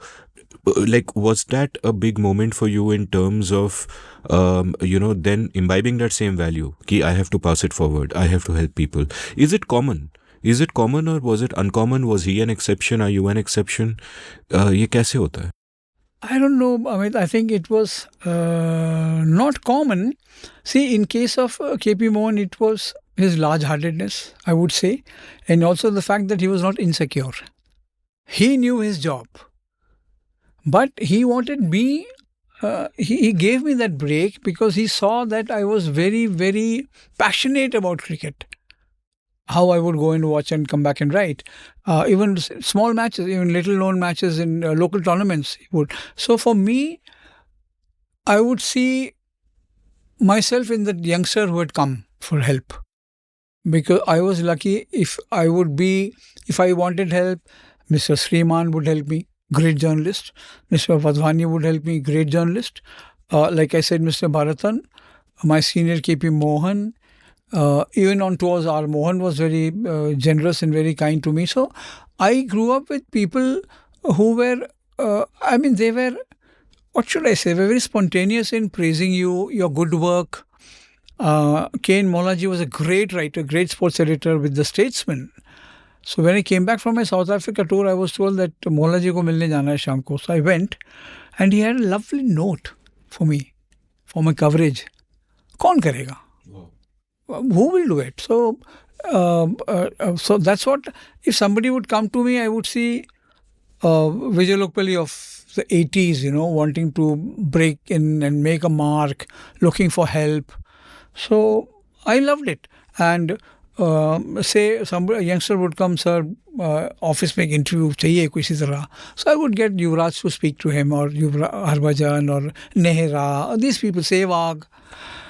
So उसमें उसका तो काम भी हो गया. His boss is happy, and I have done my bit by guiding him, because I was lucky. Somebody did guide me when I was his age, and I think we owe it to them. If we don't help, they would be. They would lose many of them would have lost interest and gone away. I know some good writers who gave up journalism and went to other professions. But so that's why it came to me naturally, and I liked doing it. And their success made me happy because honestly, I was never insecure. I knew my job. I knew my 600-word copy will be very different. And because I'll give you an example, Mr. Raghunath Rao, a brilliant writer from Statesman. So he would give me his pages to fax. So I would leave my work, take his pages and fax them. अब वो pages मतलब तो मैं पढ़ भी रहा हूँ. So I told him, sir, I read your report. मतलब how do you feel? You're just giving me these pages. He says, yeah, but you won't be able to write like me. Simple. So every day after the test match, I would take his copy, fax it. वो उनको थोड़ा मुश्किल होता था. But he also helped me understand how to, simple things like constructing paragraphs, it's like a story. I don't know, you must have read. My style was that I always thought I was writing a letter to my mother. Because when she sent me for that match, she would wait for me in the evening and she would ask me, Kai Zalo? So I would tell her, Kai Zalo means kya hua aaj? So I would narrate. He said, how do you remember this? I said, yaad hai. He said, tu to notes bhi nahi liya kuch aise kuch. And again, second day. So third day, I think she told me that, why don't you write? Why don't you write? So it struck me, and then of course much later, but she had probably sowed the seeds of writing in my heart. And so you talked about helping kids. See, when I help a kid, he in turn would help his junior after 10 years, and it has happened. It has happened, and and it gives you a joy that चलो यार ये काम अच्छा कर दिया. You have helped a kid understand the game better, write better, and players also would like this idea that they never said no to me. Never. I have done more than 50 Tendulkar interviews. Never said no. And so when I would take these kids, the only thing they would insist is कि आप बैठना पड़ेगा. And ensure कि I hope they won't misquote. So I had to take that part also into my this thing. But it was great fun, Amit, helping them, and you also learn from them. From these, they think differently. Their challenges are much more, if you ask me, than what they were in my time. Humongous challenges for them. एक तो TV उनका report खराब कर देता है, press conference खराब कर देता है. So they write differently, but for me it was great joy sharing my experience with these young reporters, and I still keep in touch with them. I tell my writing students that all their writing has to pass the Naniji test, that the Naniji should be able to read it and understand it. And when I read about, what you just said about writing a letter to mother, I just felt that is exactly the same thing. And I was also wondering that, in a sense, is everything you have ever written a letter to your mother? In a different kind of sense. To my mother? Yeah, in a metaphorical sense, like as a reference point to someone you want to impress and someone you want. But my letter I would write to her in English. Father would write and explain to her. That was during vacations. At least 2 letters I would write to my mother, and probably I would have if I go and check my this thing. She would wait. She would really look forward to my letter, but she was. I must say, she was, like I said, best finance minister, and to me, she was a great historian.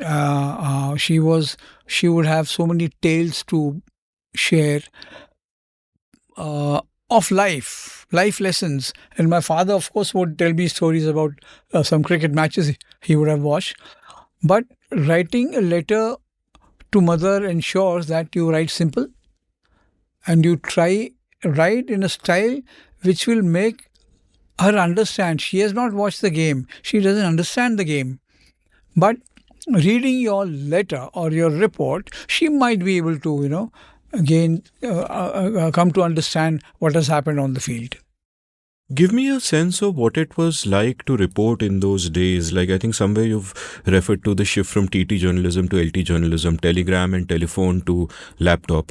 That back in the day, you don't just not have the internet, you don't even have laptops, you may not even have typewriters. You're basically writing by hand, and then you have to fax it. And during one tour you mentioned that you were spending most of your daily allowance on just sending telegrams of your work back home.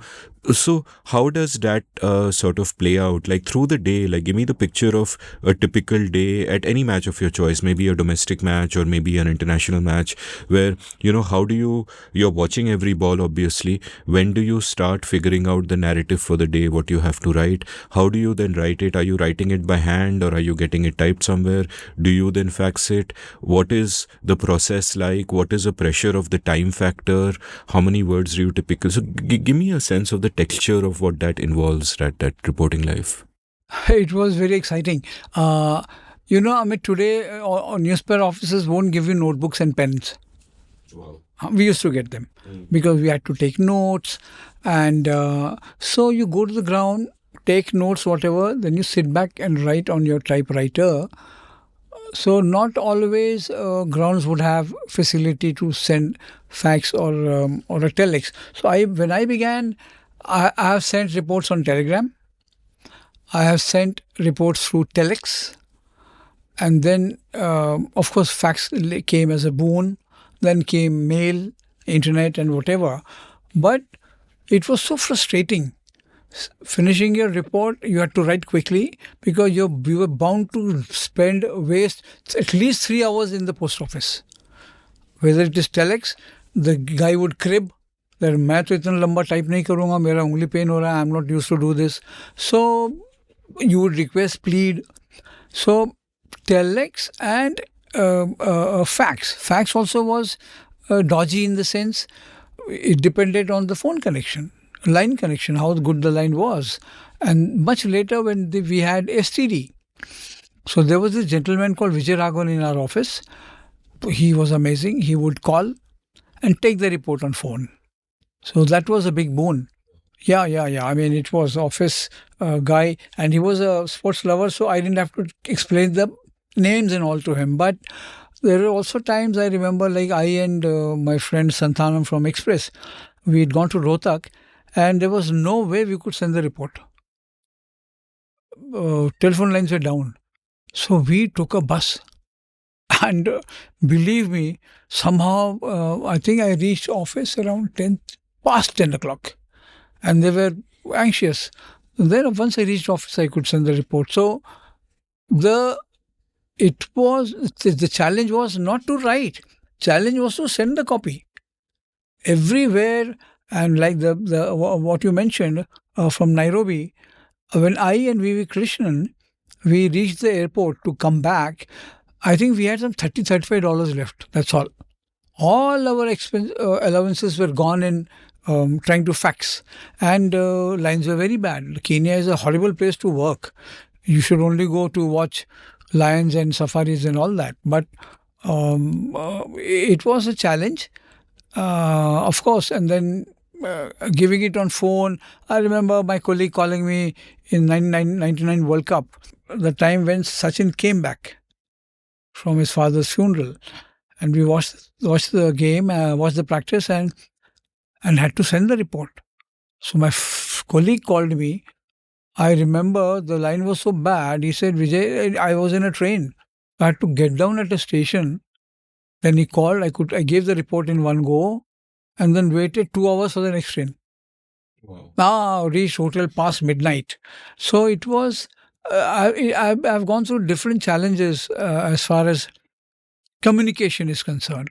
It used to be a nightmare, and probably I have spent so many hours, more hours in the post offices trying to send the report than on the ground. Believe me, it used to be so bad. But then, of course, email came as a big boon, and computer, of course, laptops.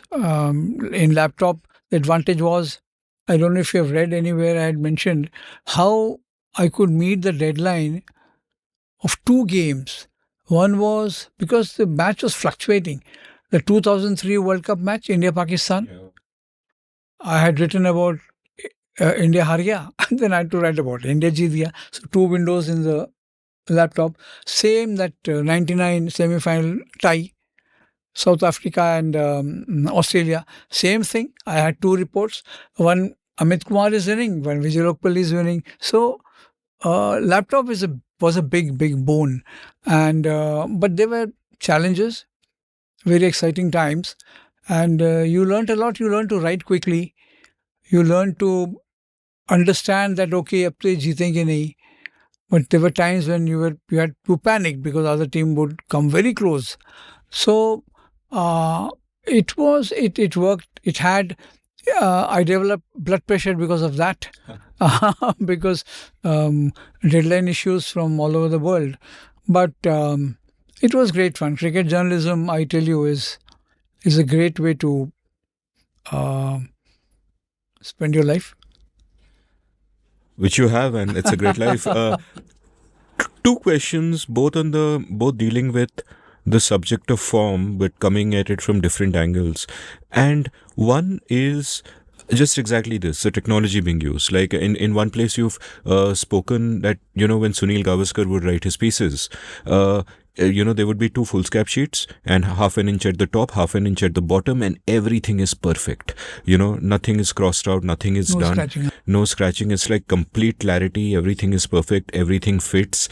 And I find it fascinating how he is therefore not just writing in that way because he's a clear thinker, but he's forced to think clearly because he has to make it fit. And similarly in your case, because you know that you are going to spend 3 hours at the post office, you can't spend 3 hours writing the report. You have to just get it done on the dot. You have to be crisp. You have to be concise. You have your word limit. You go out there, you get the job done. And then as the world changes, as laptops come in, as a time issue is is no longer such a constraint. In your laptop you have the backspace button. You can prepare 2 drafts at once depending on which team is going to win, and that changes everything. And sometimes I think that just the difference of, like, बचपन में हम fountain pen से लिखते थे, and the kind of care that goes into the writing is a completely different level. Whereas if you're writing on a laptop, you can be much more careful and you can just be careless and you can let it flow because the backspace is there. You can just take an entire para and just cut it out and replace it. Yeah. How do you feel that changed your writing, and do you feel that that form makes a difference in the kind of work that comes out? Because kids today probably don't even have handwriting because ज़रूरत ही नहीं है, हर चीज़ एक screen पे है. And I'm not either bemoaning that or celebrating that, but I'm saying that there is a difference in the kind of thinking that then results. So is that something you've thought about? What are your feelings on that? Yes, it is. It is because even towards the end of my career, I remember taking notes, because what happens, Amit, is when you're watching, suddenly a thought comes to you and you have to make a note of it, because maybe towards the end of the day when you sit to write, you might forget mentioning it or thinking of that angle. So I was used to taking notes, which is the best thing to do. And I learned it from my senior KP Mohan again, because if you could see his copy, it was a match. You read the notes, you've seen the match.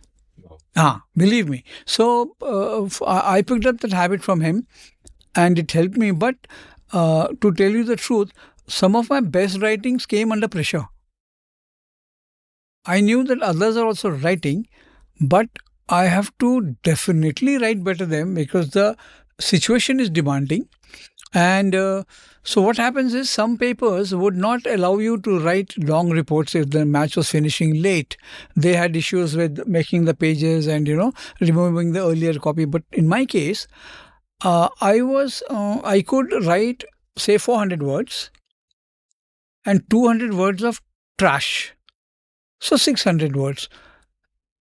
So when the match would get over, I would have to give them a concise 600 words which they would remove and put this report, replace it with this report. So they had this confidence that I will not trouble them. For that, I had to work very hard. And before the game, I would have edited my copy, gone through it at least sometimes twice, so that I don't make their job difficult. They're sitting and they just want to release the page. And pressure will, if you're good, you will deliver under pressure. That's what I always thought. I backed myself to do well under pressure, and I would love. Like if you see all great sportsmen, they perform well when they are confronted with these kind of situation where they're hardly likely to succeed, but they would. So that gives you the greatest satisfaction.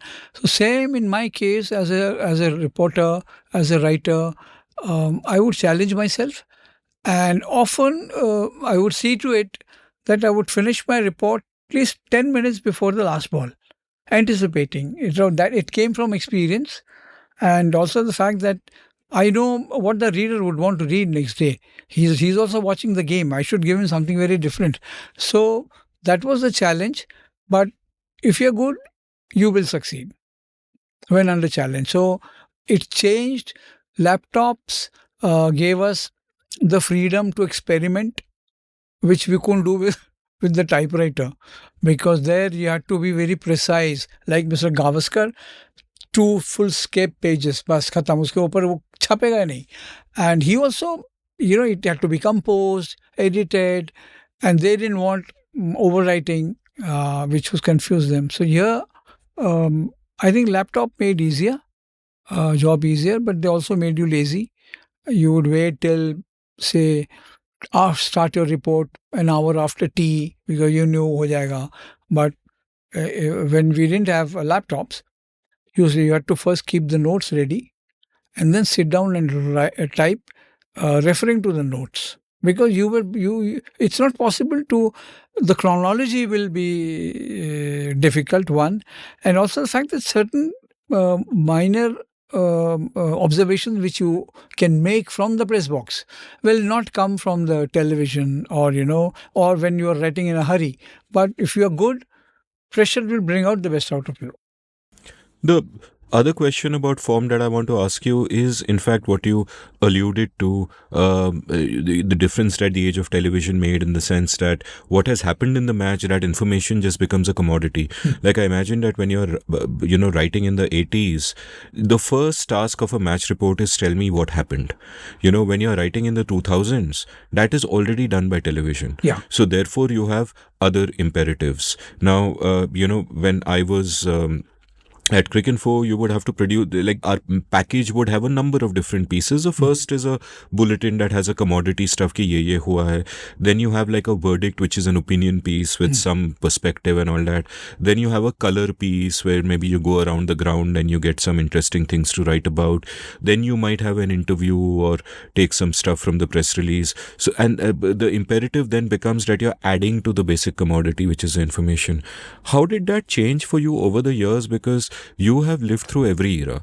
The era where you are writing for your mother and what you are giving her is the information ki ye hua, aise hua. And the second era when again you are writing for your mother, but she knows kya hua hai, and you're giving her the perspective and the color and all of that.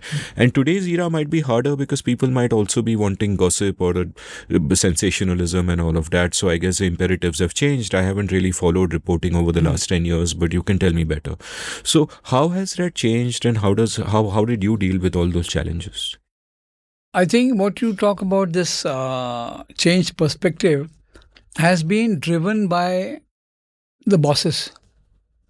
They put these kids under pressure to bring juicy stuff. Now, Amit, if you want a juicy stuff, you may loiter around the dressing room, but you can do it only once.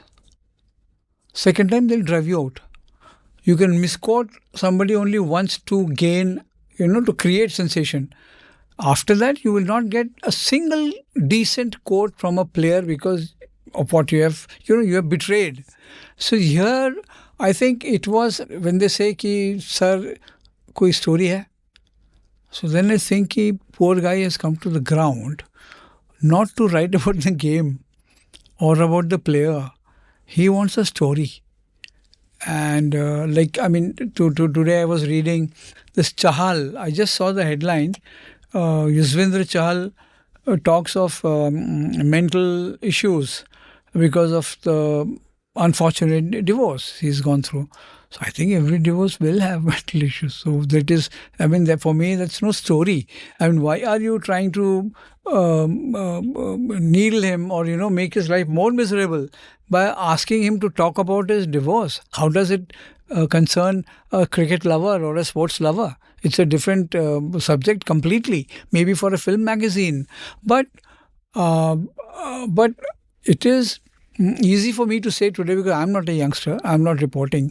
Maybe these kids are driven by their offices कि ये कोई story नहीं है. Today if you see this, they want a story and a report of 250 words. Now what do you write in 250 words? I have written a football final 1200 words. National football final in Ambedkar Stadium. But how do you explain? How do you bring out what has happened on the field in 250 words? And then they want a mandatory press conference, which is, I don't know if you read them these days. There is a mandatory press conference at the end of the day, which doesn't really convey. These press conferences don't convey anything. Very boring. But I feel the perspective has changed because of the bosses who want... I don't know who they're trying to please by getting all these off-the-field stories. There are no off-the-field stories of a sportsman. If you are good, like my colleague Nirmal Shekhar, who became the sports editor later, used to tell me, Vijay, scoop is something that you have noticed and others have not, of what has happened on the field. That is a scoop. Otherwise, somebody wanting to hurt somebody will come and give you a story because he wants to harm Vijay Lokapally, so he'll give a story, leak a story. But scoop, real scoop is what you have all watched with the others and they have missed. and you have picked up some point. So I think that part is, I feel sorry for today's generation who are under pressure to create these stories, hang out outside the pavilion or the hotel lobby, and talk about who went out with who. So these are not cricket stories. These are not stories on the game. For that, I think you have very few writers left now who talk, who analyze the game, who try to bring you stories from the field, not dressing room. If you can pick a story from the field, it's good. Dressing room, of course, I mean, butler will come and tell you something कि उन्होंने पहले चाय P ली, उन्होंने cup तोड़ दिया, like that. So, I mean, I remember, Amit, Ferosha Kotla, Viv Richards was given out, remember, like before. So he came and smashed the crockery in the pavilion. And all that crockery had come from Taj Palace. Very expensive. And so I got to know, but my sports editor said, no. This is, I mean, we don't have to publish this. He's come in anger. And I said, sir, he smashed all the crockery, very expensive. And people had to run away from the dressing room outside. He said, no, but that's the difference. Today, that story would have come on page 1. How Viv Richards smashed expensive Taj Palace crockery in the dressing room because he was given out wrongly. So that's a big difference. I mean, I feel that's a big difference. That's a lovely quote where you cited Nirmal Shekhar as saying that a scoop is a difference that you bring to a particular report. And I'm wondering about the kind of pressure that puts on a cricket writer to find something different that sets him apart from the other cricket writers.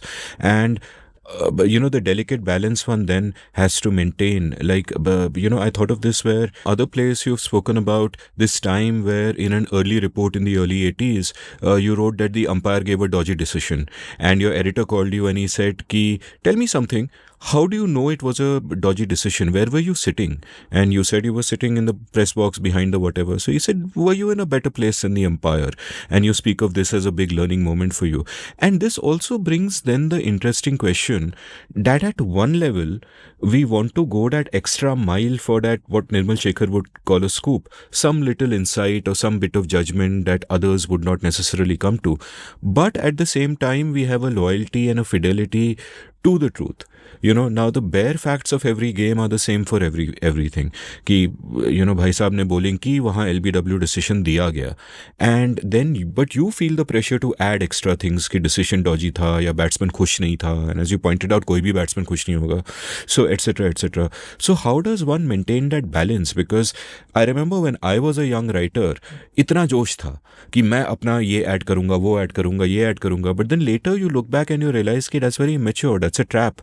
You can go too far sometimes and you have to, take a step back and just be as objective as you can if such a thing is possible. Just try to stick to the facts. But then the danger is that it becomes too banal.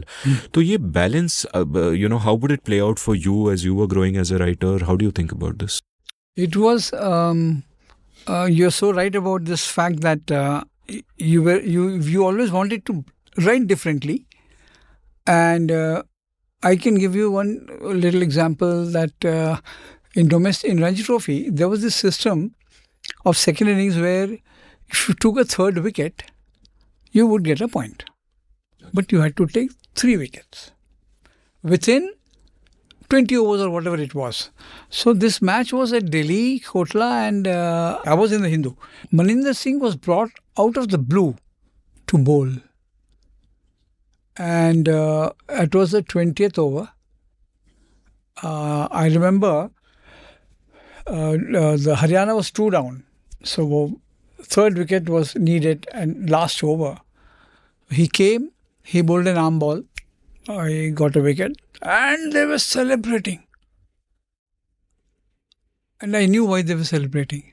Because वो बाकी जो journalists थे ना, Amit, some senior, I'm sorry, they just thought pata nahi, celebrating. But I went back and wrote it and I began my story with that wicket and what it meant to Delhi and how they celebrated only a third wicket against Haryana because it gave them a bonus point.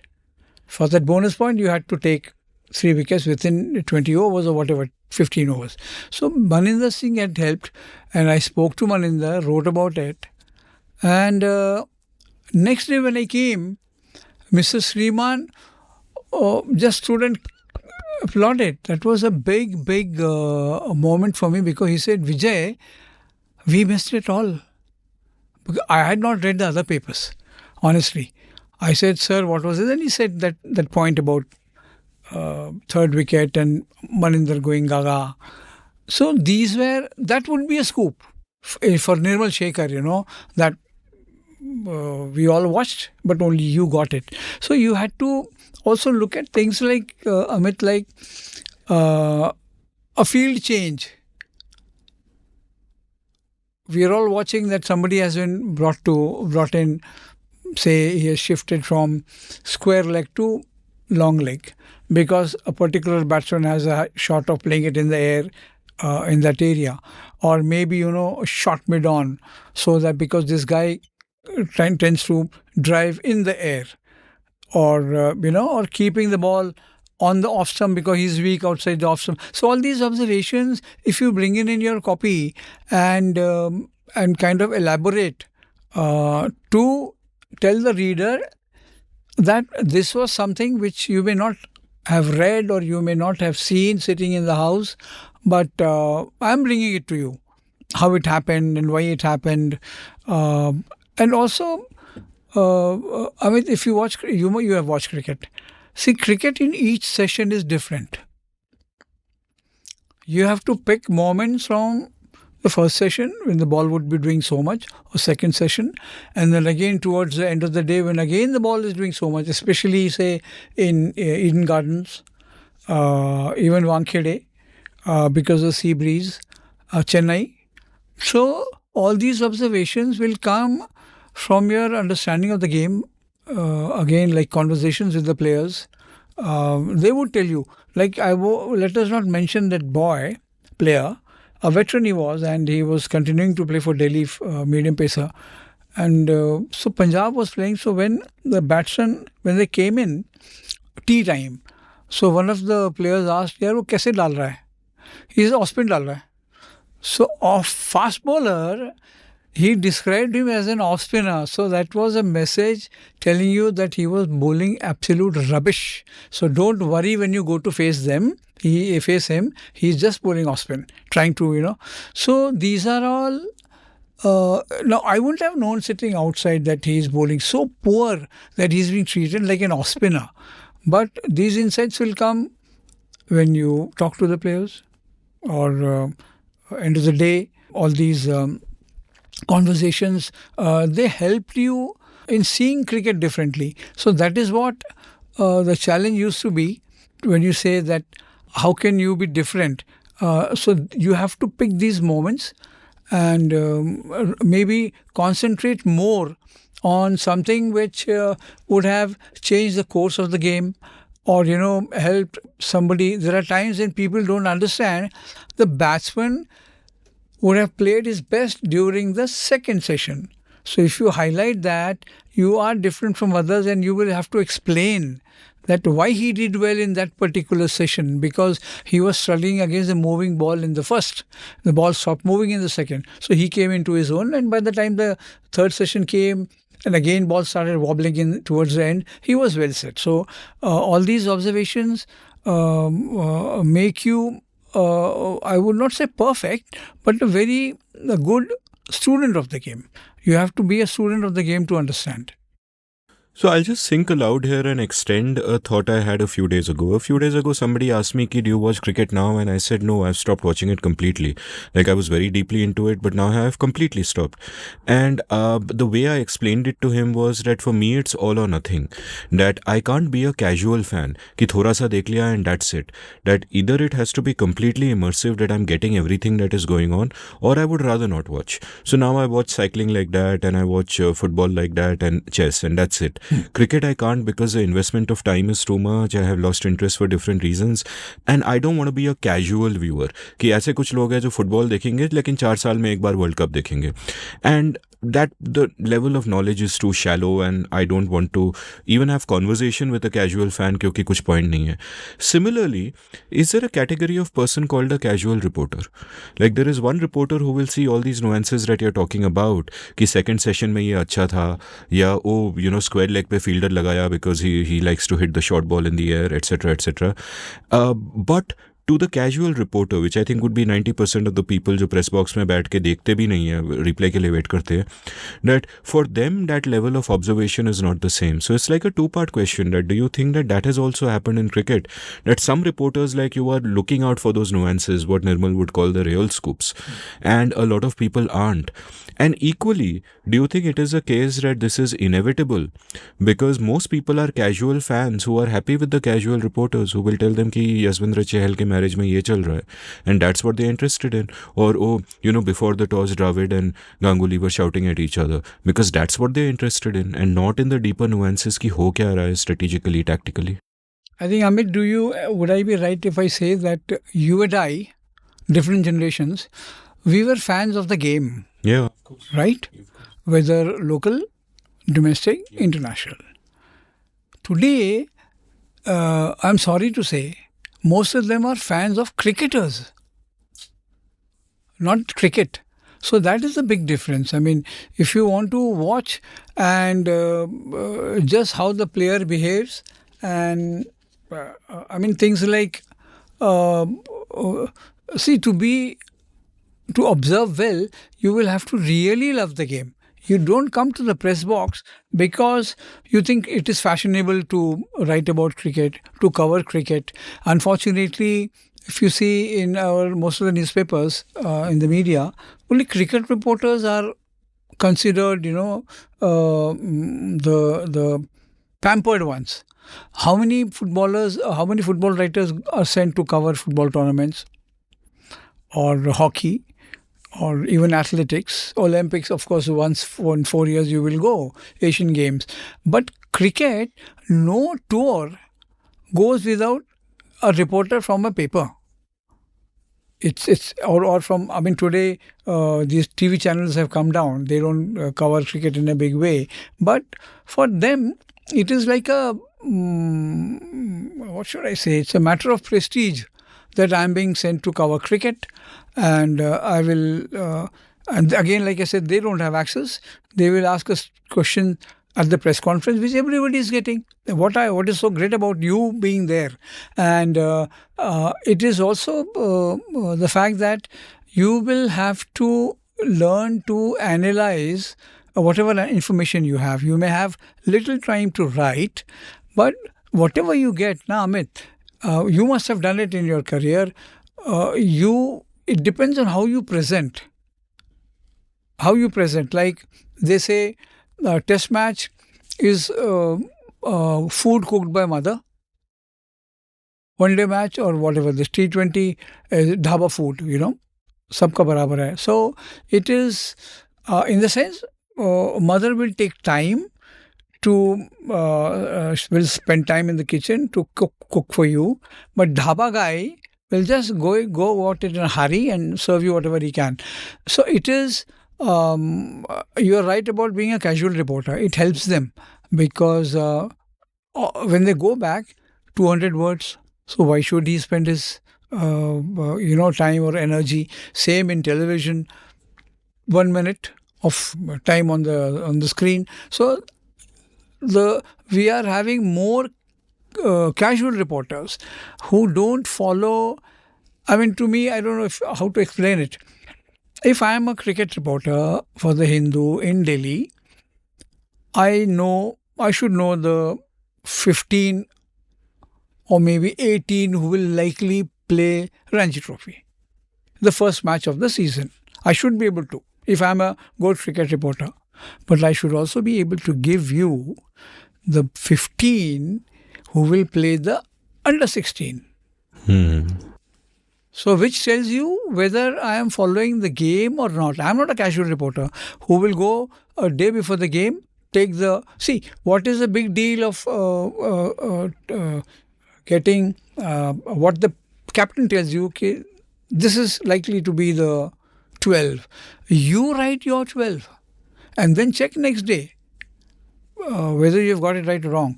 But that cannot be done by a casual reporter who is going there only because he finds it fashionable, covering a press conference, or maybe talking to a couple of old cricketers and stitching a story. That doesn't make you a good reporter. I'm sorry. And even speaking of press conferences, like I remember when I was in Cricket 4, one practice that immediately started is that because we would be the first people to put the press conference up in detail, people would not even bother to go there. They would just take it from us. They would just copy paste the whole thing from us because obviously, which is a very convenient thing to do. But once I mischievously thought ki if I make up something and put it there, everybody will carry it, So I never did anything like that because ethics got in the way. But speaking of ethics now, like at one level, there are of course the personal ethics which you have spoken about, how both from your father, that sense ki black mein nahi kharidunga, and etc., you got that, and the hard work ethic that you would have seen from your mother. All of those things are personal, but in a journalistic sense, how did you pick up what is the right sense of ethics? Like, you spoke about how today somebody may go hang around outside a dressing room but to report a scoop, but they will never get that chance again. In your case, you said there was some fight between Manoj Prabhakar and someone else you once witnessed, but you didn't report that. You didn't report that because you had no business being there, as I think you told Mr. Bedi, who asked you, are you going to report it? And you had that sense. You've also mentioned that very often, a cricketer, maybe a drunk cricketer, angry cricketer, will tell you something, and you will immediately make sure that you don't report it and that you warn him ki bhai aise dusron ke samne mat bolo. Yeah. You had that sense. So give me a sense of how you arrived at that. Was it an extension of your personal value system, or was it there in that journalism? Maybe was it there in journalism overall, or was it there in the Hindu that you picked it up? What is the sense of norms that guided all of you? Definitely in the Hindu, because they would not, they did not appreciate dressing room stuff. One, they may trust you that what you are conveying is good, like the incident of Manoj Prabhakar and Maninder Singh. I had gone to fetch to get a bottle of water when this thing happened.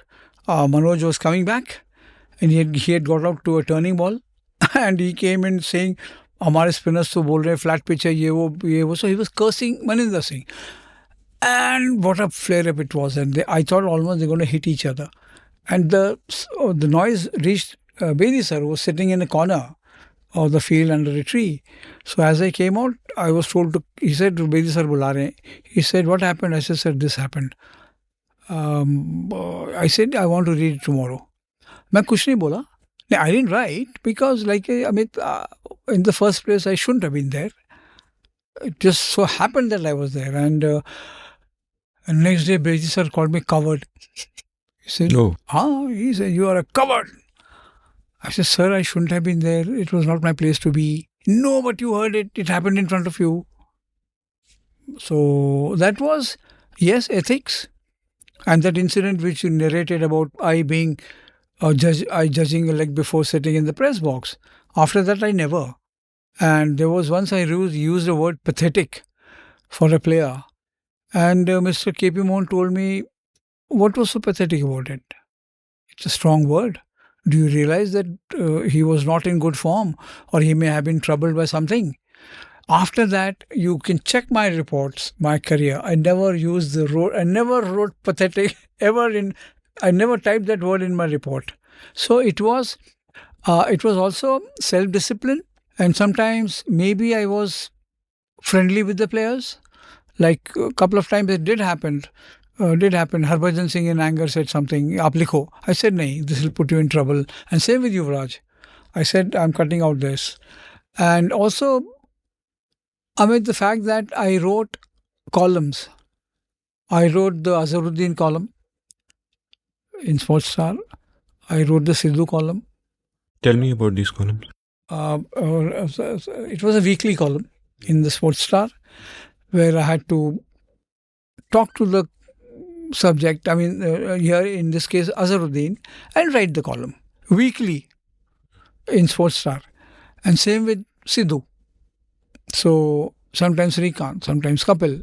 Oh, like ghost written columns. Ghost written. Yeah, I've done a few. So that gave you so much of information. They would talk, and they would blurt out certain things. Well, of course, it couldn't have been gone in under their byline, but I could have used that information, but that would have been unethical.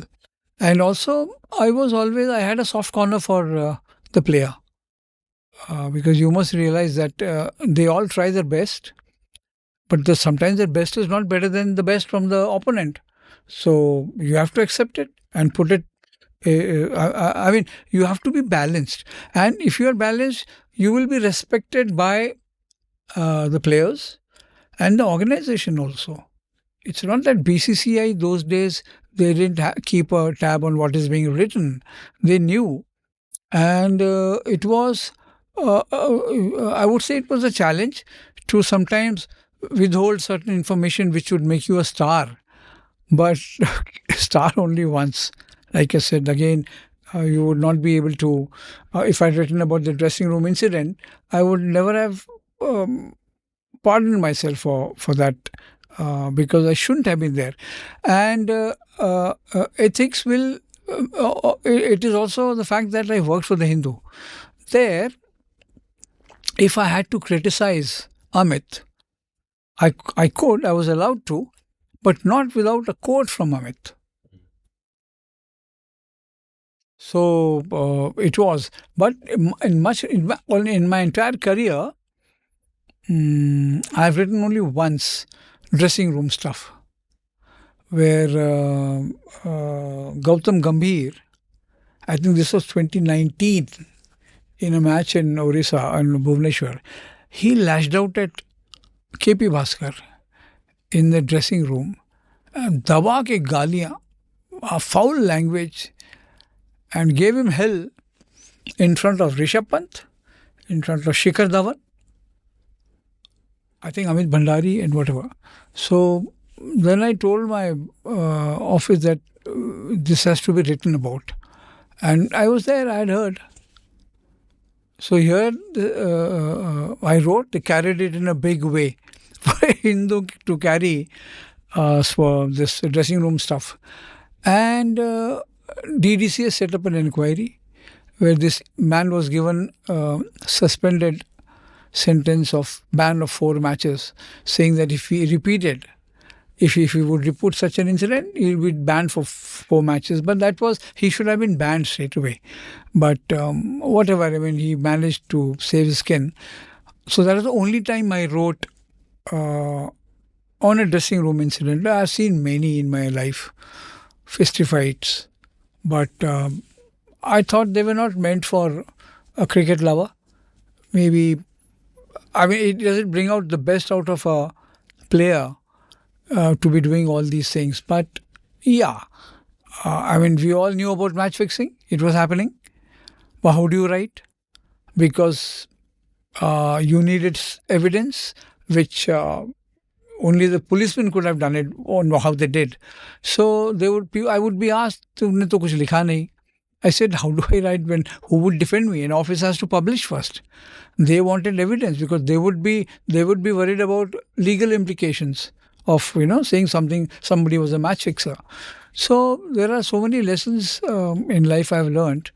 But yeah, it was self-discipline which I thought stopped me from making some of these outlandish observations. Just to give perspective to the listeners, that incident just now when you told me, it's really shocking because KP Bhaskar was a legend of the Delhi domestic scene in the 1980s and 1990s, came very close to being part of the Indian team, featured in the first episode of Vijay's podcast, which I'll link from the show notes. So for someone like Gambhir to shout at someone like him in front of much younger, impressionable players who might then carry that behavior forward, it's just pathetic no matter what the provocation. So Bhaskar was the coach. Yeah, the coach of the team. Yeah. So it's just insane what has happened, and now Gambhir is a coach. So how far time comes, we'll take a quick commercial break. I have like 8,000 other questions to ask you after the break, so I hope you have a lot of time.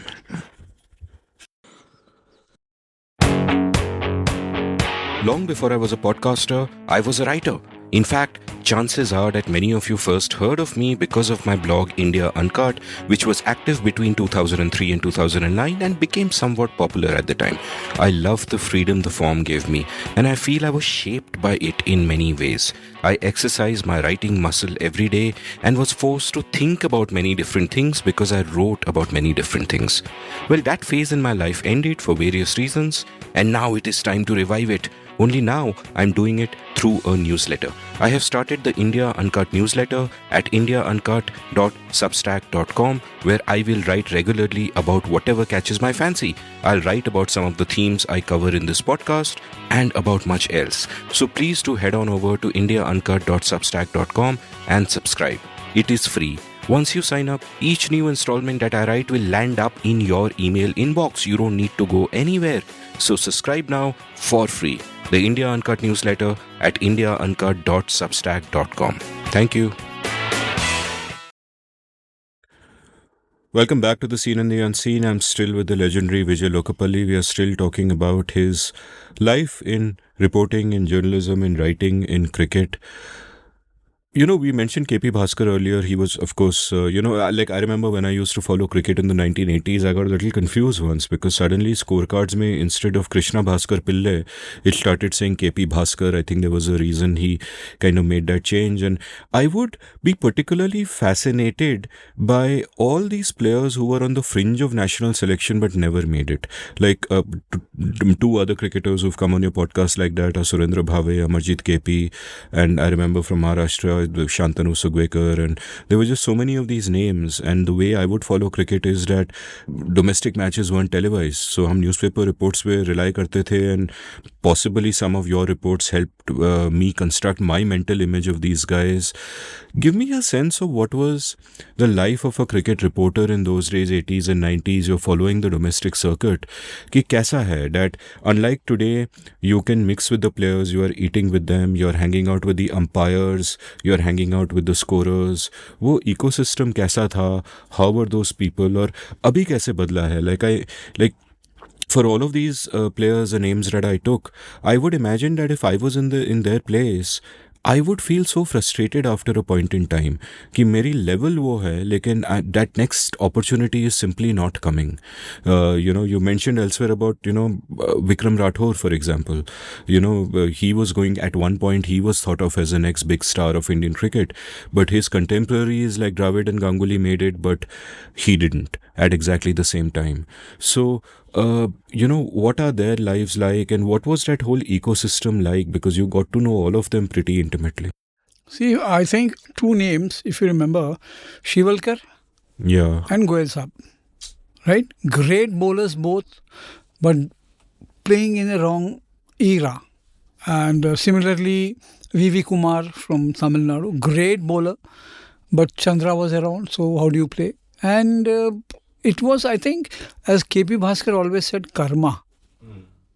अगर आपका destiny, I mean, if you're not destined to play, कुछ भी कर लो, you will never play. Kismat more than karma, I guess. Kismat, sorry, not karma, Kismat. And I mean, you look at Bhaskar's case. 5 times he was in the reserves. He was in good form in the Reliance Cup camp, which was in National Stadium, 87. He was among the 25 in India who were called for the camp. So he was a damn good cricketer, excellent fielder who could field at any position, great close-in fielder, but nahi aaya chance. And when he got, like if you remember, he went to Dhaka with the India team, and he would have played, he would have done well. Babri Masjid ho gaya. He had to come back. Then Jammu, he was to make his debut. Subah khidki khola, clouds. It rained. And Azhar, he was to play in place of Azhar. That match, one-day match against New Zealand, I think. So it was, they were all competing against better players during that time. And there were not many 8 was. For Bhaskar, of course, I mean, his case, I should tell you, he got a double 100 in Bombay, and he was looking forward to getting to play for India. and the chairman of the selection committee comes and tells him, well played Bhaskar, but to get into the Indian dressing room, you'll have to score a 100. My अरे, God, what a thing to say. 100 कुछ ऐसे बाजार में बिकता है क्या? I mean, he scored a 100, yaar. But he was very, very unfortunate. Amarjit KP was very unfortunate. Bhave, of course, you mentioned him. Fantastic cricketer. So there are many. There's so many of them who could not play for India. And sadly, I mean, you look at somebody like VVS Lakshman. He played test matches, but never played a World Cup. He should have played the World Cup. He was in terrific form, but they preferred Dinesh Mongia to Lakshman. So he ended his career without a World Cup for all his achievements. And there were other players. Amey Khurasia went in, I think, 99, never got to play. Yeah. Sanjay Bangar never got to play in 2003, but they later on, they played test match, they were international cricket. But somebody like Bhaskar, I can tell you, very, very unfortunate. And I have seen him grow in domestic cricket, and he was a much feared batsman. And a very, I don't know if you know, he played almost for 10 years in clubs in England and Ireland. So he was a sought after cricketer, technically accomplished, stylish, very stylish batsman. अभी कोई footage नहीं है to prove what I'm saying, but he was very stylish next to, I would say, Gundappa Vishwanath, because Gundappa Vishwanath admired him. And once I remember Mr. Gavaskar wrote, what more should Bhaskar do to play for India? So that coming from Gavaskar was huge. And he finished his career without getting an opportunity.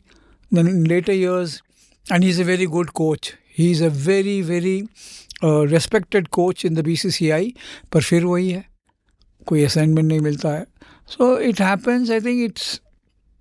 You remember Rajendra Singh Hans? Of course. He didn't play for India. He should have played.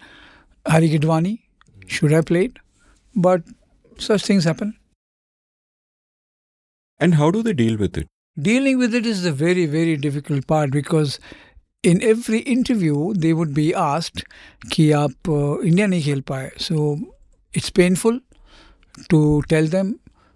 Same Amol Muzumdar.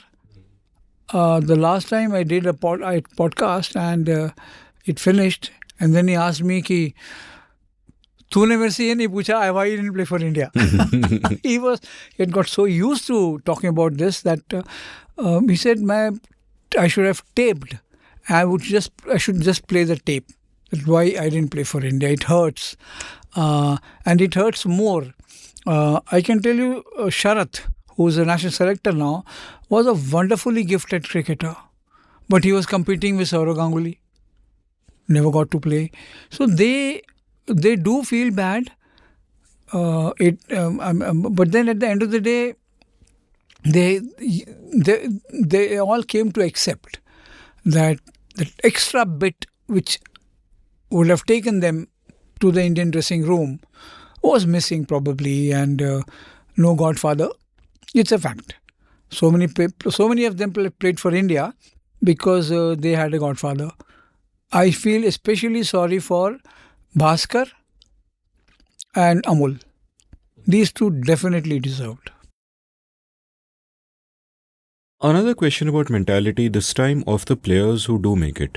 Like I once asked Harsha about the difference in what happens to young players in India and young players in Pakistan. And this was a few years ago, and it was really in the context of what I saw in the 2000s, that India mein kya tha, we had this almost golden generation of Tendulkar, Dravid, Ganguly, etc., etc. And in Pakistan, every once in a while a 19-year-old would come and do something absolutely brilliant, and you would say, oh my God, what a genius. But by the the time they're 20, they are washed up and they're gone and they've disappeared. And if I remember correctly, I hope I'm not misciting him, because with age I do forget who said what, but his explanation was on the lines of that in India, a lot of these players were from the middle class, so they had those solid middle class values and they could keep their stability even after they reached the heights of success and all that. And Pakistan, of course, didn't have a middle class then, so a lot of these players were from more humble backgrounds, where suddenly they were superstars and money was being thrown at them, and it's not their fault. They didn't have the tools to deal with it. How do you see that mentality and psychology aspect changing in Indian players over time? Because today I feel that background will protect you less. That when you reach that height of success, आपका IPL में एक match में आप star बन गए, तो जो celebrity होती है, जो पेपराजी पहुंच जाता है, जैसा न्यूज़ आने लगता है, it's almost impossible to not get carried away. Like when you speak about today's journalists not having access to the players, at one level of course it's because पहले 5 लोग जाते थे टूर पे, अभी 100 लोग जाते हैं, but also it is because players are now correctly wary of journalists, because every journalist just wants sensationalism and they're going to get misquoted all the time, so they've had to build a bubble around themselves. And when you're living in a bubble all the time, it's impossible to look at the world in a normal way. So what have you seen of this among the players of today? How has this changed over time? It has changed. I think you can correct me if I'm wrong. Education plays a big part. Education plays a big role in how you deal with success, how you deal with money, finances. And a few years ago, I remember Mr. Gavaskar had written that the BCCI should put a system where they monitor the finances for the players. Somebody from the BCCI, they can appoint 5 people to handle it and guide them and educate them in small things like how do you behave in a public place? How do you how do you behave your mannerisms at a breakfast table in a hotel where there are other guests also. So it came to a point, believe me, that the BCCI had to segregate area for the players because they wanted them to protect from the public, one, and they also didn't want people to see how ill-behaved they are. Yeah, they are. I mean, you look at how they behave at airports. They have total disregard for fans. Not all, many of them, majority of them. And you look at how you see abroad, Australians or South Africans or England, they respect their fans, especially the young variety. But we don't. Maybe it has got to do with the fact that our population, they won't let a player sit in peace at an airport or in a hotel lobby. On many tours, I never saw Sachin come to the breakfast table because they won't let him eat in peace. So he would order room in the room and have his breakfast and join the team to go to the ground. So I won't always blame them, but easy money also spoils them. We have a case of Prithvi Shaw, such a gifted player, and how he went astray, or some other players went astray for different reasons. But easy money, big money, also, it also kind of disconnects them with the public. See, when you get money, you buy a big apartment in a society. But when you go to live there, you're not living there with neighbors whom you have known for many years. So you are isolated. And at the end of the day, you don't have friends. Even our cricketers, if you look at it, evenings they don't know what to do. And again, they have to be very careful with wherever they go, what they speak, how they would be misunderstood. Earlier, they would accept dinner invitations from strangers on tours. Say in West Indies, Indian meal from an Andhra doctor couple would be great. So they would go without any inhibitions, without any fear, and enjoy. And they have also cultivated that friendship. Over the years, they have become friends. But this generation, you like you said, you play now. You look at Vaibhav Raghuvanshi. एक ही match in one season, he has become out of bounds for everybody. Because BCCA wants to protect him from journalists and others from all these market forces. So I don't blame them. It is probably demand. I mean, it's time driven. How they come to accept the fame. And also the fact that suddenly overnight, if you become owner of 3 cars, a huge flat in Mumbai, you look at Yashasvi Jaiswal. In one season, his life has changed. And it's changed to an extent where he wanted to go and play for Goa and not Bombay.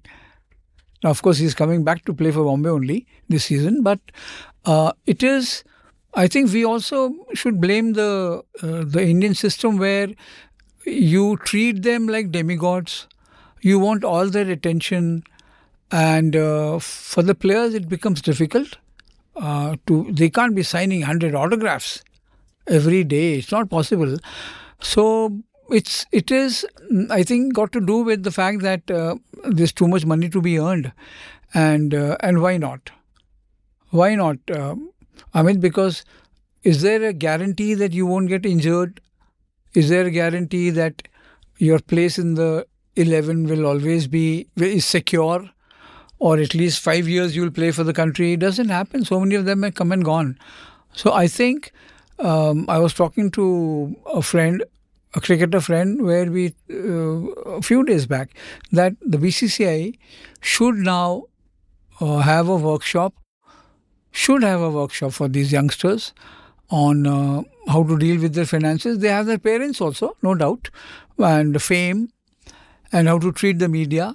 But most important, how to treat their fans.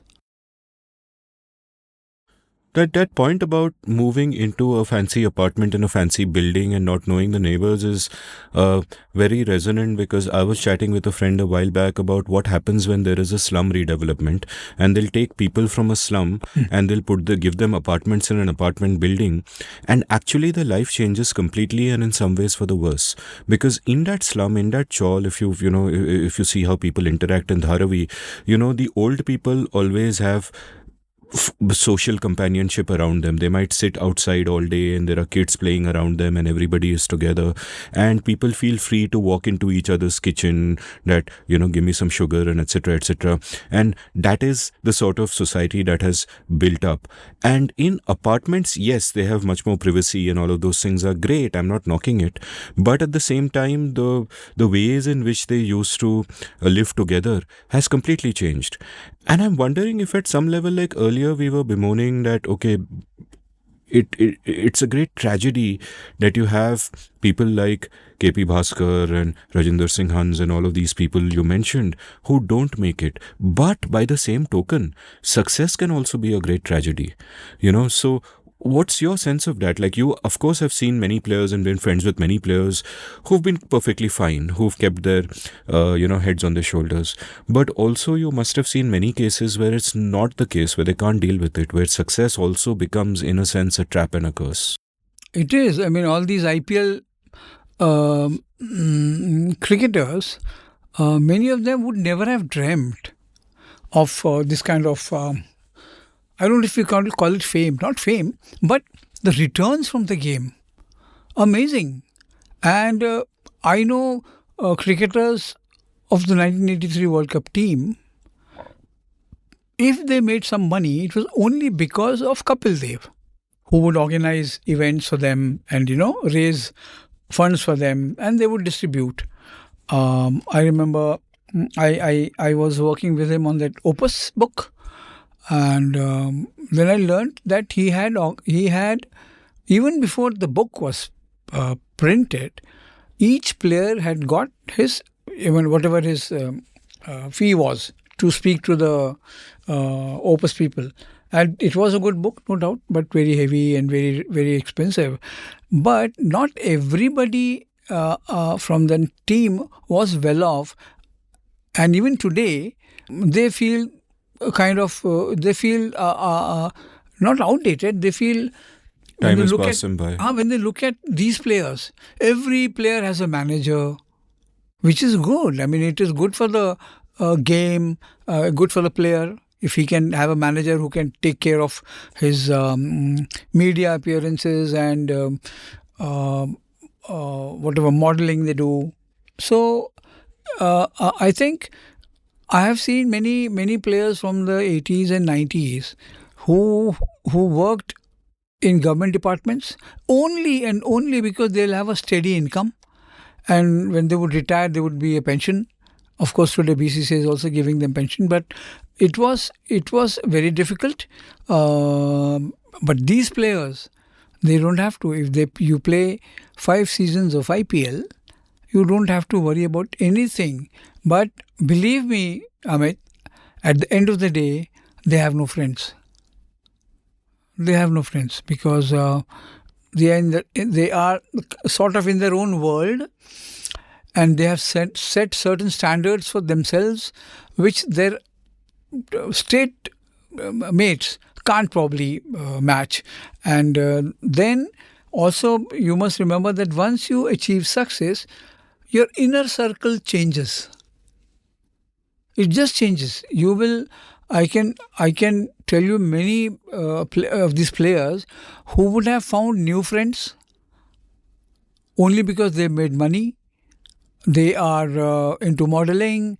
They are into opening restaurants, investing in property. All that is good, but you have not found new friends. I have seen them sitting in their rooms, nothing to do. And same happens in public life for them. Once you go back, there is no season, at the most you will go and have a practice session, prepare for a match, or that's it, or just sit in the house, do nothing. And wherever they go, of course, there is a demand for them to grace functions, but there again, like I said, they are meeting only strangers. I have known cricketers who say, "यार कोई दोस्त नहीं मिल पाता हूँ." Wherever I go, I see only strange faces. I have to zabardasti shake hands with them, pose for pictures. I don't even know whether the guy I'm posing with is a shady character. I'm just there. So they have a very difficult life. Very difficult life. When did it start changing? With the IPL. Before IPL, if you see, they would make whatever money they made was from where they were having a job. Like even today, some of these players are working in these public organizations like ONGC, and they haven't left their jobs. Indian Oil, they're still employed by them. Railways, Air India doesn't recruit now. Banks have stopped. But it changed with IPL. It definitely gave them false sense of superiority, where I have known people saying that I don't care now, yaar, mere paas 20 crore hai. I don't care. So that is not the right attitude. You are still playing, but you're not bothered because you have money in the bank. So would that mean that you are less professional? Your commitment can be now suspect towards your state team. But it has brought them money. If you they argue that, look, I'll play for 5 years, I need security for my lifetime, which is fine. But their behavior towards their fellow players, former players, they don't respect. It is a fact. If you privately talk to senior players from say 70s and 80s, they will tell you that this generation of players, they don't respect them. Even they won't respect their coach. So there are instances where the coach is kind of frustrated. Because these players they have superstar value, and the association also won't touch them because it harms their reputation. So I think it changed with the IPL slowly. 2008 it began. By 2010, I think, after 3-4 editions of IPL, we have had a different set of superstars. Each one is a superstar. They're not a player, no ordinary player. Superstar. Once you join the bandwagon, you should see how they behave during the matches or at practice sessions. Their demands keep increasing, and they are kind of pampered also by the franchisee who wants them to do well. But in the process, the cricket culture has been harmed. I feel cricket culture has been harmed. Break this down for me. What do you mean by cricket culture? Cricket culture means dressing room behavior. In fact, the approach to the game. They can come to the ground without practice. There are players who are known to miss practice during IPL also. And also the fact that, see, when cricket, as you and I have watched, if a batsman gets out playing a bad shot or a shot, in our time, he would be taken to task for playing a bad shot, right? But today, it is considered as, okay, he's made an effort to get that extra run. So that culture, this culture I'm talking, where players today, they just want to become T20 players. When a father or a mother brings the child to a coaching center and requests the coach कि इसको IPL player बना दो.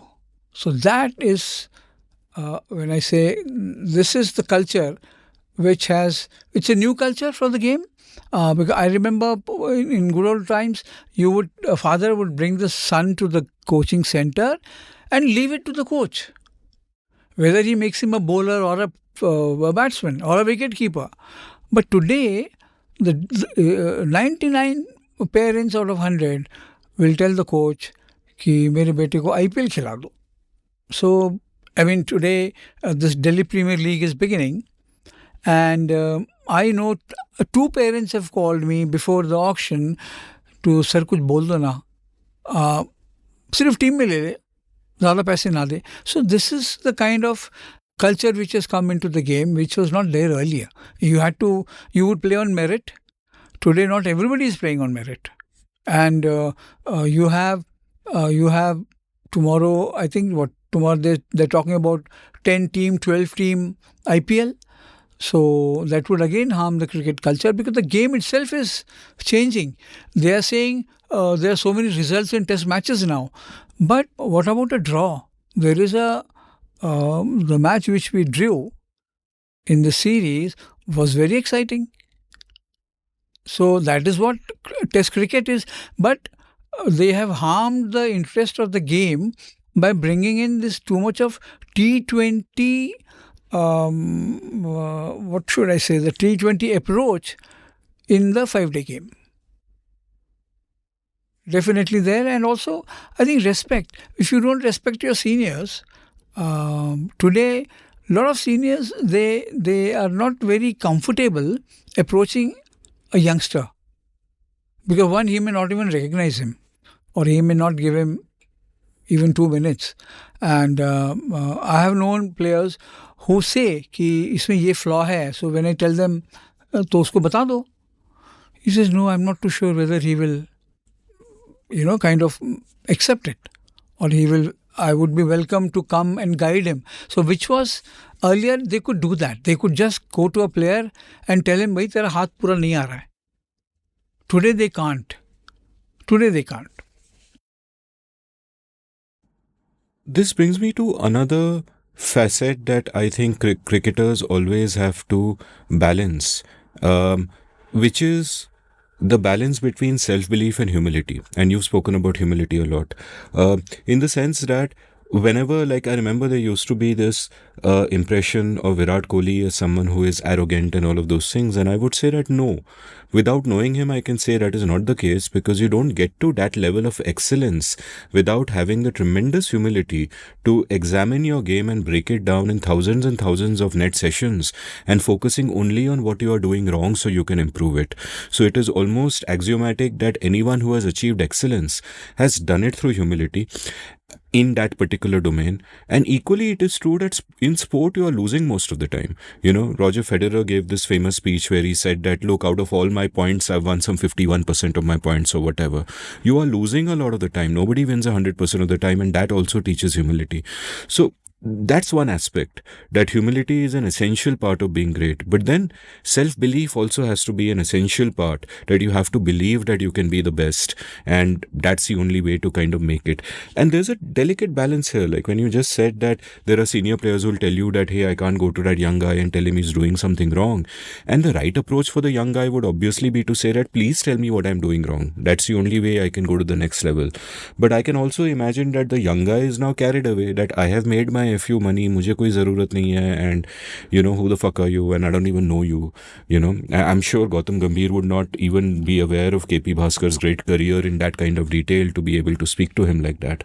So how do you see this balance kind of playing out? Because for most of your career, you have pretty much known all the players in the national team very well and all of that. How does it kind of play out? Do people sometimes fall in the wrong direction? Because you can also have too much humility where you lose self-belief and you might feel that you don't belong. But equally, you can go in the other direction where you think, yeah, I know everything, boss. See, talking of humility, Gaurav was mentioning that episode with Suresh Raina at the airport, and I'd done a story with him when he got into the Indian team.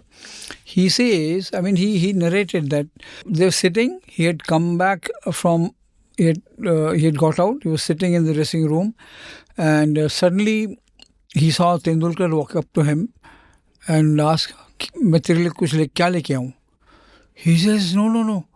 He couldn't imagine that someone like Sachin Tendulkar is walking up to him and asking him, what can I get for you? Whatever soft drink, cold drink, pani. He says, nahi pani. He says, no, tu bet. And Tendulkar went and brought him whatever it was. So he says, that taught him humility. He said, if Sachin could do it, who am I? So he learned a lesson that day in humility through this little act of Sachin walking up and saying, what can I get for you? And I think big players, self-belief is one. They have to back themselves. Otherwise, you can't reach that level. They would have competed with, say, 40 others to become that one batsman to get into the 11. And if the competition is good, you are good, you will definitely make your way someday. But without self-belief, it's not possible. And you look at that in the partnership between Lakshman and Dravid at Kolkata. That only came from self-belief. We could do it hour by hour, session by session, initially over by over.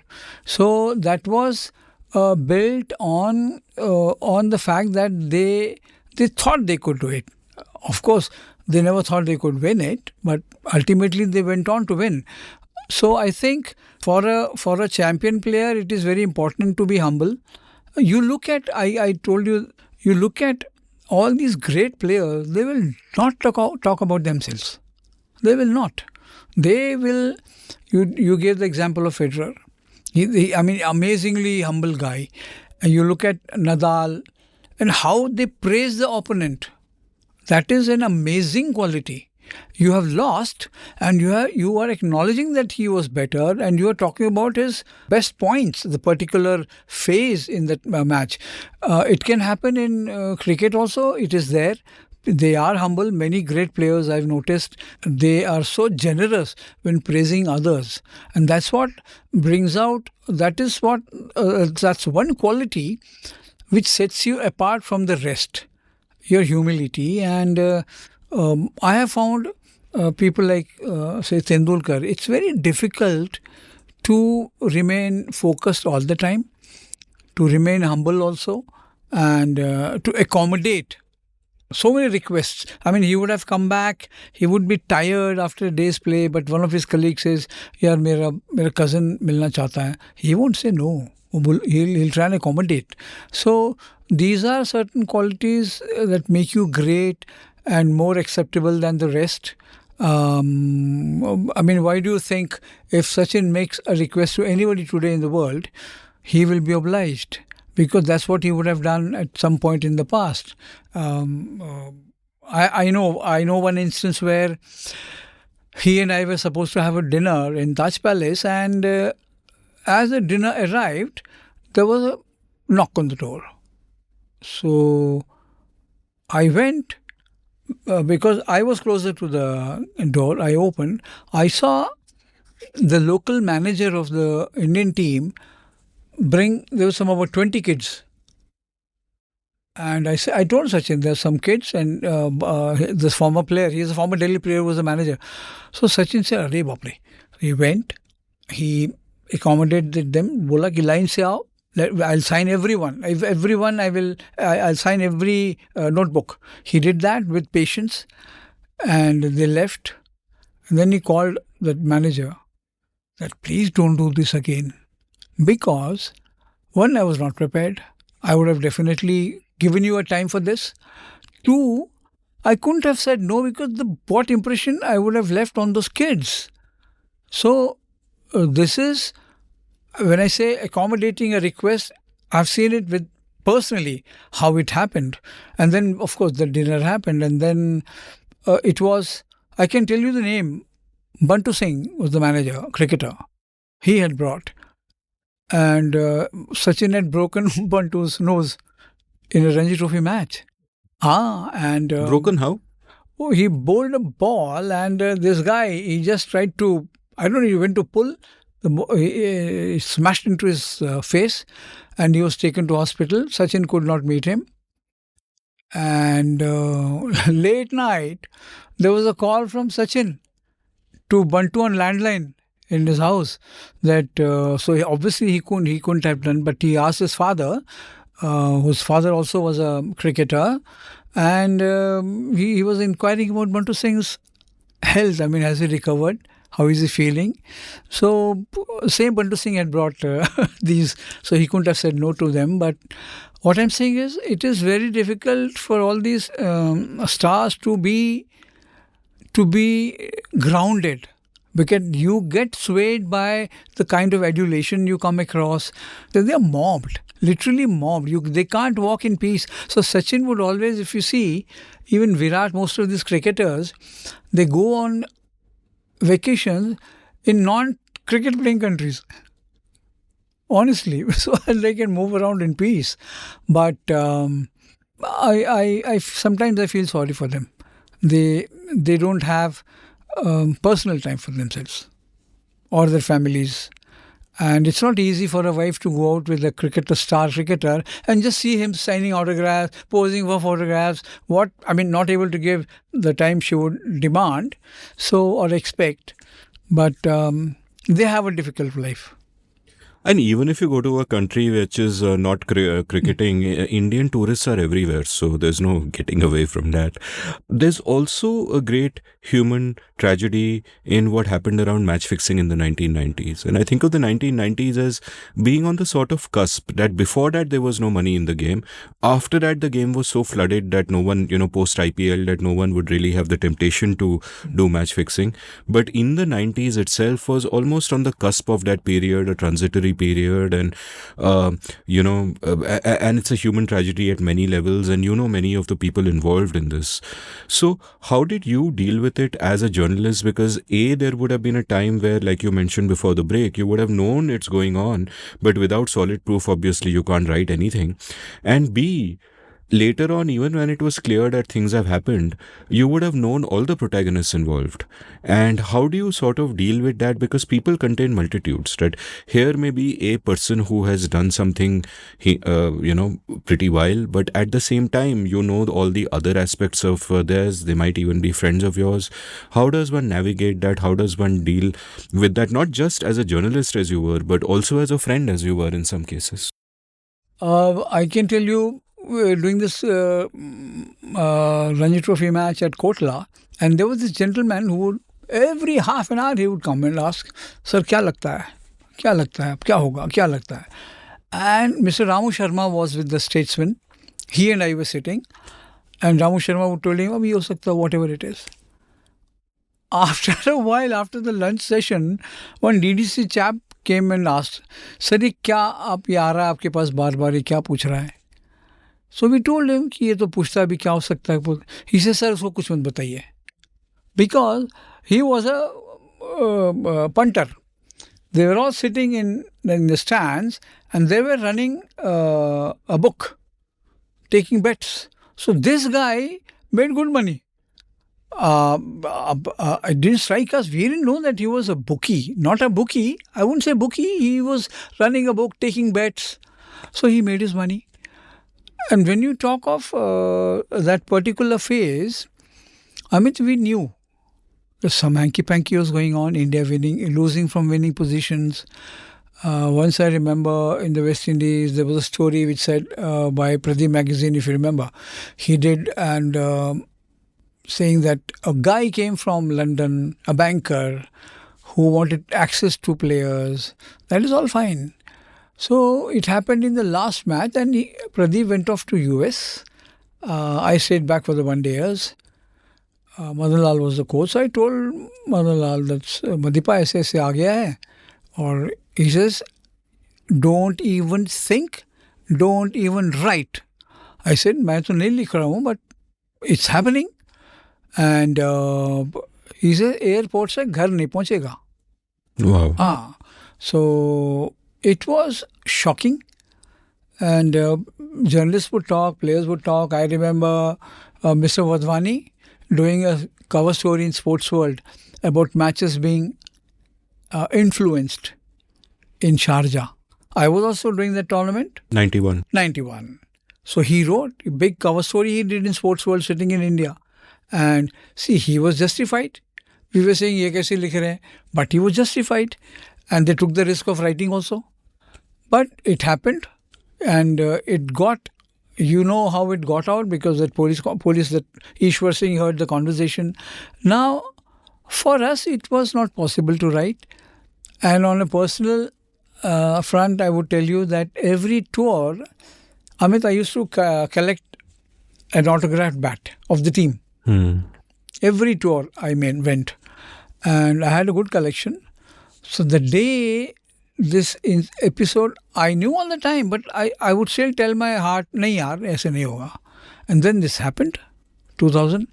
The police commissioner, there was a press conference. I went, we wrote, whatever it was. When I came back, I collected all the bats and threw them into the bin. So that's what, I just could not accept that some of them I had known, and I kept telling myself कि नहीं यार ऐसा नहीं करेगा, but they were doing it, they did it. In the sense it was proved. It was that big CBI report, you know. So I was so disheartened and disappointed that I chucked away almost 40 bats, autographed. There was a big bin near our house, and I felt bad. And then, of course, when I shared with my office mates, colleagues, they said, "Yaar, humko hi de deta, hum rakh lete." I said, "Yeah, but I couldn't." I felt let down by these players, some of whose names were on the bat, that they could indulge in this, but it was a fact. And it was happening, but we were constrained in the sense, office would not publish it without evidence. And how do you get evidence? How? It was practically, physically not possible for us without support from the lawmakers or the police, who could have done it, and ultimately they only did it. They only found out, and then came anti-corruption.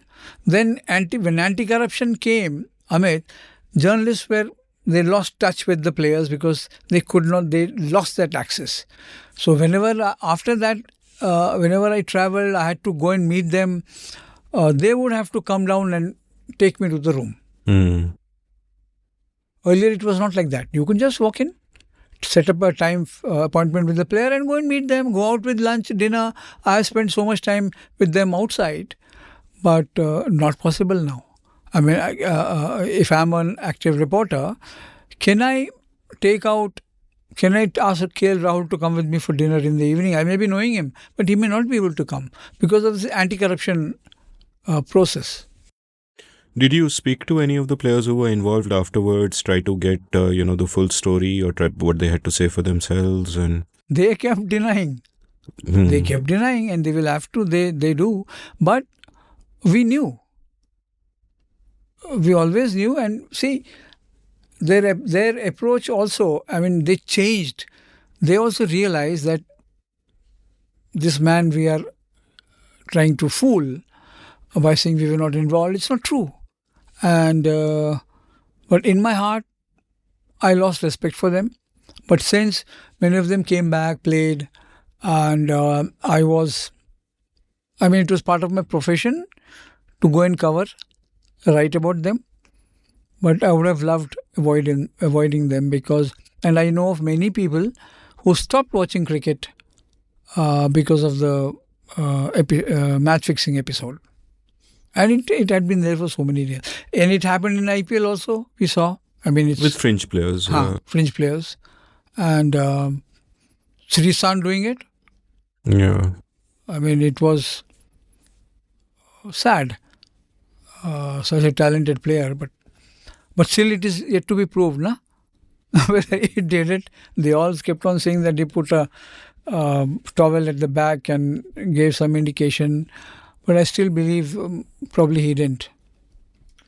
I followed cycling very closely since the 1990s, and that went through this very troubled period where basically everybody was on drugs. Lance Armstrong got stripped of his 7 titles and etc., etc. And there was a period of time in the late 2000s when I also lost all faith. I mean, what's the point of watching it if they're all kind of drugged? And the thing is, we are in a completely different era now. We are in a great era of cycling where you have some of the best riders of all time and definitely no drugs in the game, partly because the incentives have shifted drastically.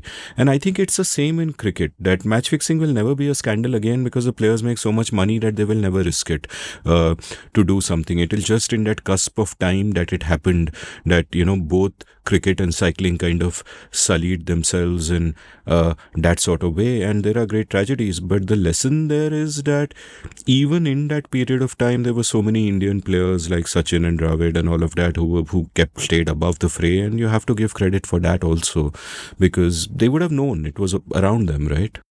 They obviously they knew. In private conversation, they will tell you, but they can't admit it publicly. And they watched it. They watched India lose some matches from winning position. It was terrible.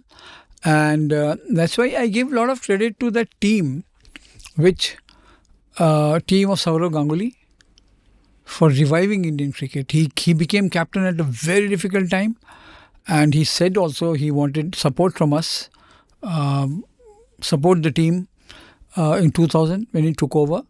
And some great results happened because they all wanted to give everything to the game which had given so much to them. Saurav, Sachin, Lakshman, Dravid, all these players. Kumble. I mean, could you ever imagine anybody approaching Kumble? He would have, thrown him from the 20th floor of the hotel. But it was for them, it was a very, very difficult period. And how they managed to pull Indian cricket out of that rut is a great story. It's great success, and their commitment was amazing. They had some great victories during that time. We had begun to win matches overseas, and John Wright played a big role in that. he had as a coach, and I think it was all credit to Sachin, Dravid, and Saurabh for reviving Indian cricket. So, great writers like yourself will often have a lot of emotion in their writing because they're bringing out the drama of the game, and that is a natural part of it. You love the game deeply, you see what is happening, and all of that manifests itself. And at the same time, your job, in a sense, is to keep emotion out of it and be completely objective. Now, similarly, here you speak about Saurav making that appeal to the cricket journalist that, hey, difficult fails, just support us. But at the same time, there's something problematic with the phrase also, just support us. So there's a delicate balance to be maintained there also. Like elsewhere, you've spoken about how once, I think in a press box, you did a silent gesture of celebration when India did something, and you were immediately berated by a senior journalist ki bhai no, you are not supporting India in the press box. You just have to be, you're a cricket journalist, you follow the game and you do your dharma, as it were. So how did you kind of navigate all of that? Because the players out there on the field are not just after a while representing your country, but they're actually personal friends of yours. You go out, watch movies with them, have meals with them. Yeah. That senior journalist was Dicky Ratnakar. He just scolded me, and for what I did. I said, sir, but I didn't clap. It was just a gesture. He says, no, if you have to do that, step out of the press box. No. And he blasted me. And in the evening, he took me out for dinner. So that was Mr. Ratnakar. And here, it was difficult.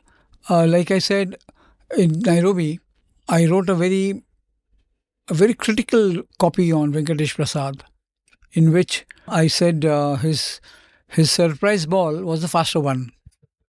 So Saurabh got the copy. I mean, obviously they had their friends, and then he came to me and said,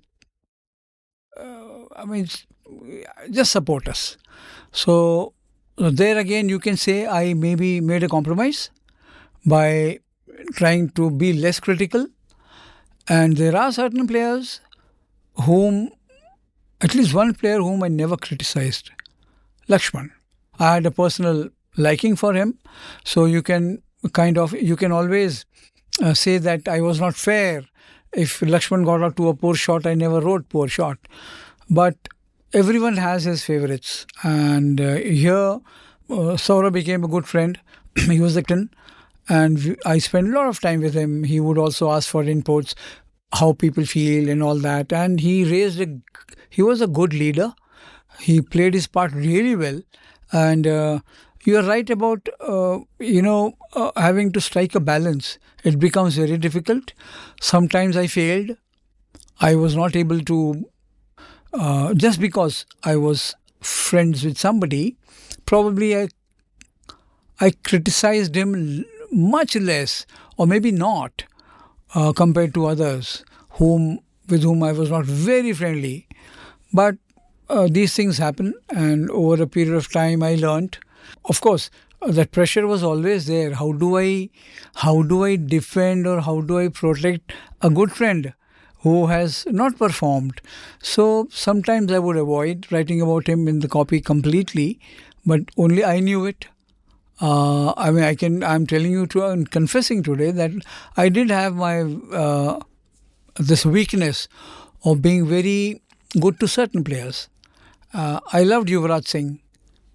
I couldn't get myself to criticize him, but what a wonderful player.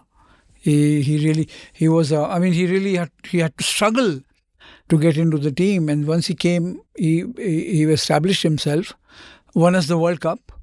But on certain occasions I was guilty. Let's go back to your life as a journalist. Like, in a sense, we've almost been speaking through this episode as if cricket is a protagonist and you are a supporting figure. But I want to put you in the spotlight for a moment and talk about your journey. Like, you love cricket, you love writing, you become a journalist, you become a cricket writer, you're working for the Hindu where you worked for 34 years. Everything is great. But you're also getting older. The years are also passing. Cricketers come, cricketers retire. The new cricketers who replace them retire. You are still there. You're still going on.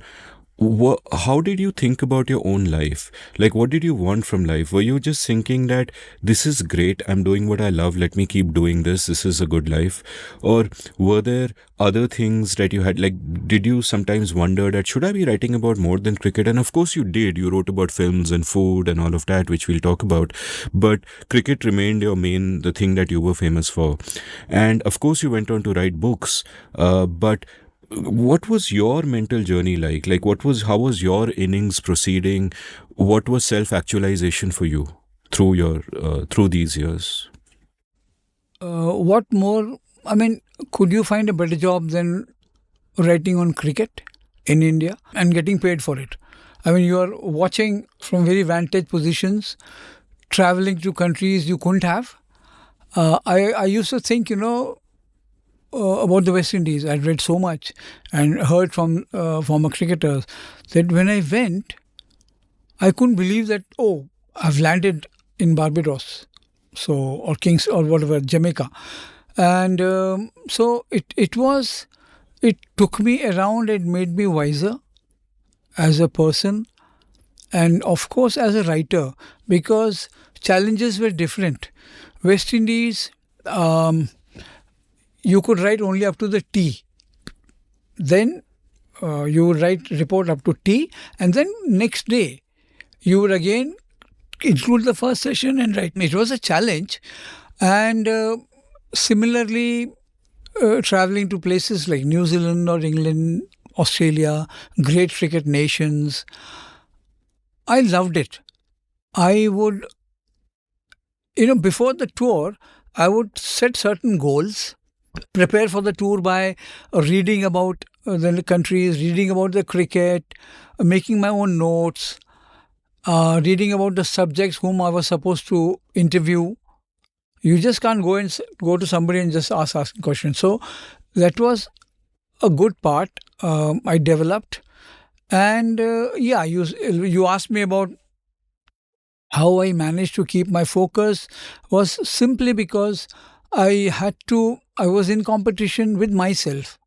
I didn't want to compete with others because every tour I would find different people from different papers, but I was constant making all those trips. And it helped, Amit, that I had to write. It helped me to grow as a writer because I would write a daily report for the daily and then a review for the magazine and write for Saturday Sports Special some story, because every Saturday we had this sports supplement. So that made me a voracious writer, a reader, because I would read a lot. And then, of course, a prolific writer because the challenges were different. So it made me, I think it helped me grow as a overall journalist. And in later years, match to match reporting had come down. I would give, when I was in Delhi, head of the department, I would give away matches to my colleagues. But earlier, instructions would come from, assignments would come from Chennai. So I had to do them. But I thought it helped me to the extent that the features section, they would ask me to go and cover, Zia Salam would ask me to cover Jagjit Singh concert, or do an interview with Gulzar Saab. And he and I did a book on films, house full. We wrote about 50 classics from the world of cinema. I think it was a phase where I was able to enjoy writing because there was so much of diversity, in the sense, like you have mentioned, music, cinema. Book reviews means I would read books and then write about them. Plus special interviews which I had to do for Sports Star, which again involved a lot of preparation. And I don't know if you're aware, I did a food column also, Table for Two, where I would write about food and take all the celebrities out for lunch or dinner. So it gave me a platform to experiment with my writing. It's bringing in cricket and your eating, your food habits was a challenge, but I could manage that. And so I think, like I said at the beginning, I have been very fortunate. Very, very fortunate that I worked with the Hindu, a great organization, Sports Star, which Sports Star allowed us to do features which was not known during that time. Today, newspapers are carrying features on, say, weekends or on Sundays, but those days it was only magazines like Sports Star. So the features, again, like I said, gave us opportunity to write about certain aspects about certain players or certain countries, and then after having done daily reporting of a match, to sit down and review the game for magazine involved lot of hard work, lot of reading, reaching out to players, get their quotes. So and it helped. Today, of course, you can see Sports Star online, but those days it was very, very popular with the players, to the extent that I have had instances where players have asked me, "Hamara cover kab aayega?" So, which will not happen today. They're not bothered. I don't know if they know, if you would know that there are certain papers or certain magazines to be read. Yeah, I wonder how many people in the current Indian team read Sports Star, but yeah. True. Tell me how much difference, like we've spoken about form earlier, and I'll come back to the question of form. And you just alluded to how you were not just doing reports, you're also doing longer features now. And you eventually went on to write a bunch of books as well. And I would imagine that each of these is taking you out of your earlier comfort zone and making you think in a completely new way, give you a new rhythm of thinking, and etc. etc. Tell me about all of these challenges. Like, for books, you wrote that Sehwag book almost more than 20 years ago. And, the book on Virat Kohli, and then Houseful, of course, you co-wrote. So give me a sense of how all of these changed you and how all of you made you think and write in different ways. Books you have also written? Just one bad book, let's not so go it there. is it is a different writing, and it's not easy. I mean, people, sometimes I feel bad when I read, when I come across writers who struggle to get their books reviewed. I mean, books should be reviewed, even if it is not a very good book. There is no bad book in my dictionary. It may not be a very good book, but it has to be written. People have to be told that this is a piece of literature for which the author has worked very hard. And for me, the Virat Kohli challenge was 6 months. I think I did that book. Then, of course, it has been updated. Similarly, I and Gullu Ezekiel, we did the book on India's fast bowlers. So he did the pre-Kapil era, I did the post-Kapil era. So it brings out, I would say, your understanding of the game you can put out only in a book. And writing about just one person, say Virat Kohli, and for which I must have spoken to at least 100 of his teammates. Which means the writing changed. It had to be feature-ish. It couldn't have been a match report. And like writing about that incident where he came to the ground when his father was no more. So that we had written in the newspaper, but it got highlighted when I did a chapter on it for the book. So it was what should I say?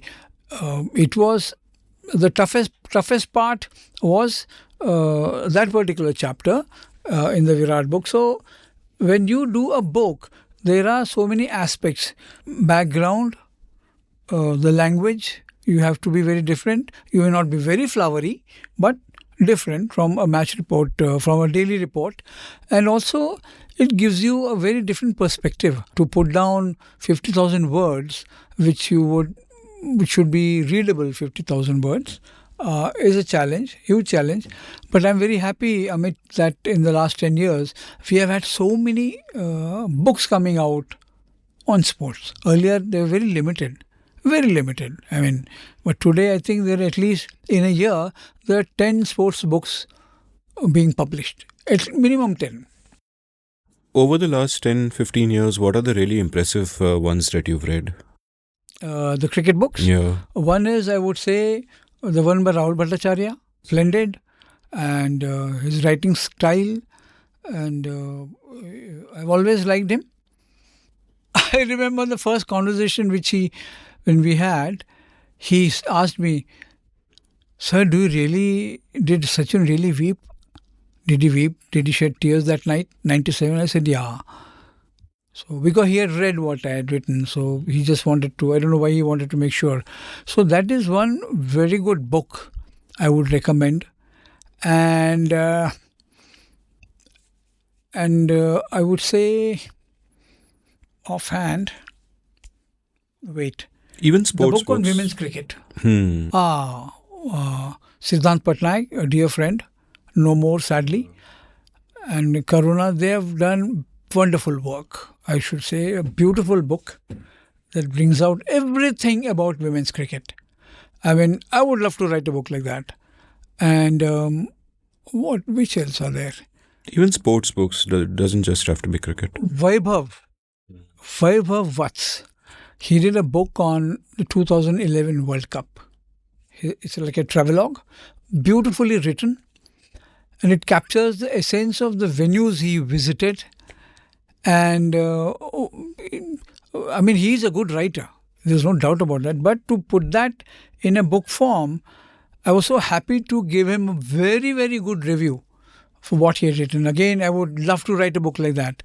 So there have been even R. Kaushik's book on Gundappa Vishwanath is excellent.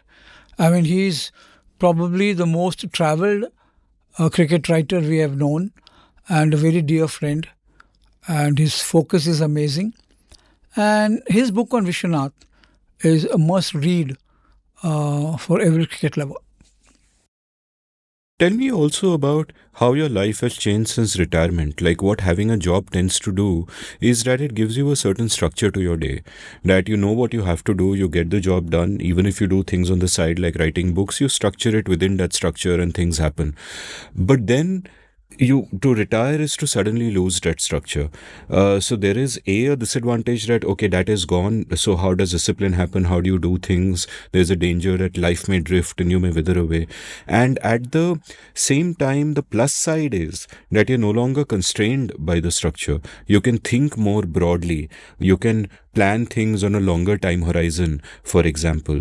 And, even before you came in, this is, I think, the first time we have met. In the few years that I was a cricket journalist, we must have been in a press box together many times, but we never met then.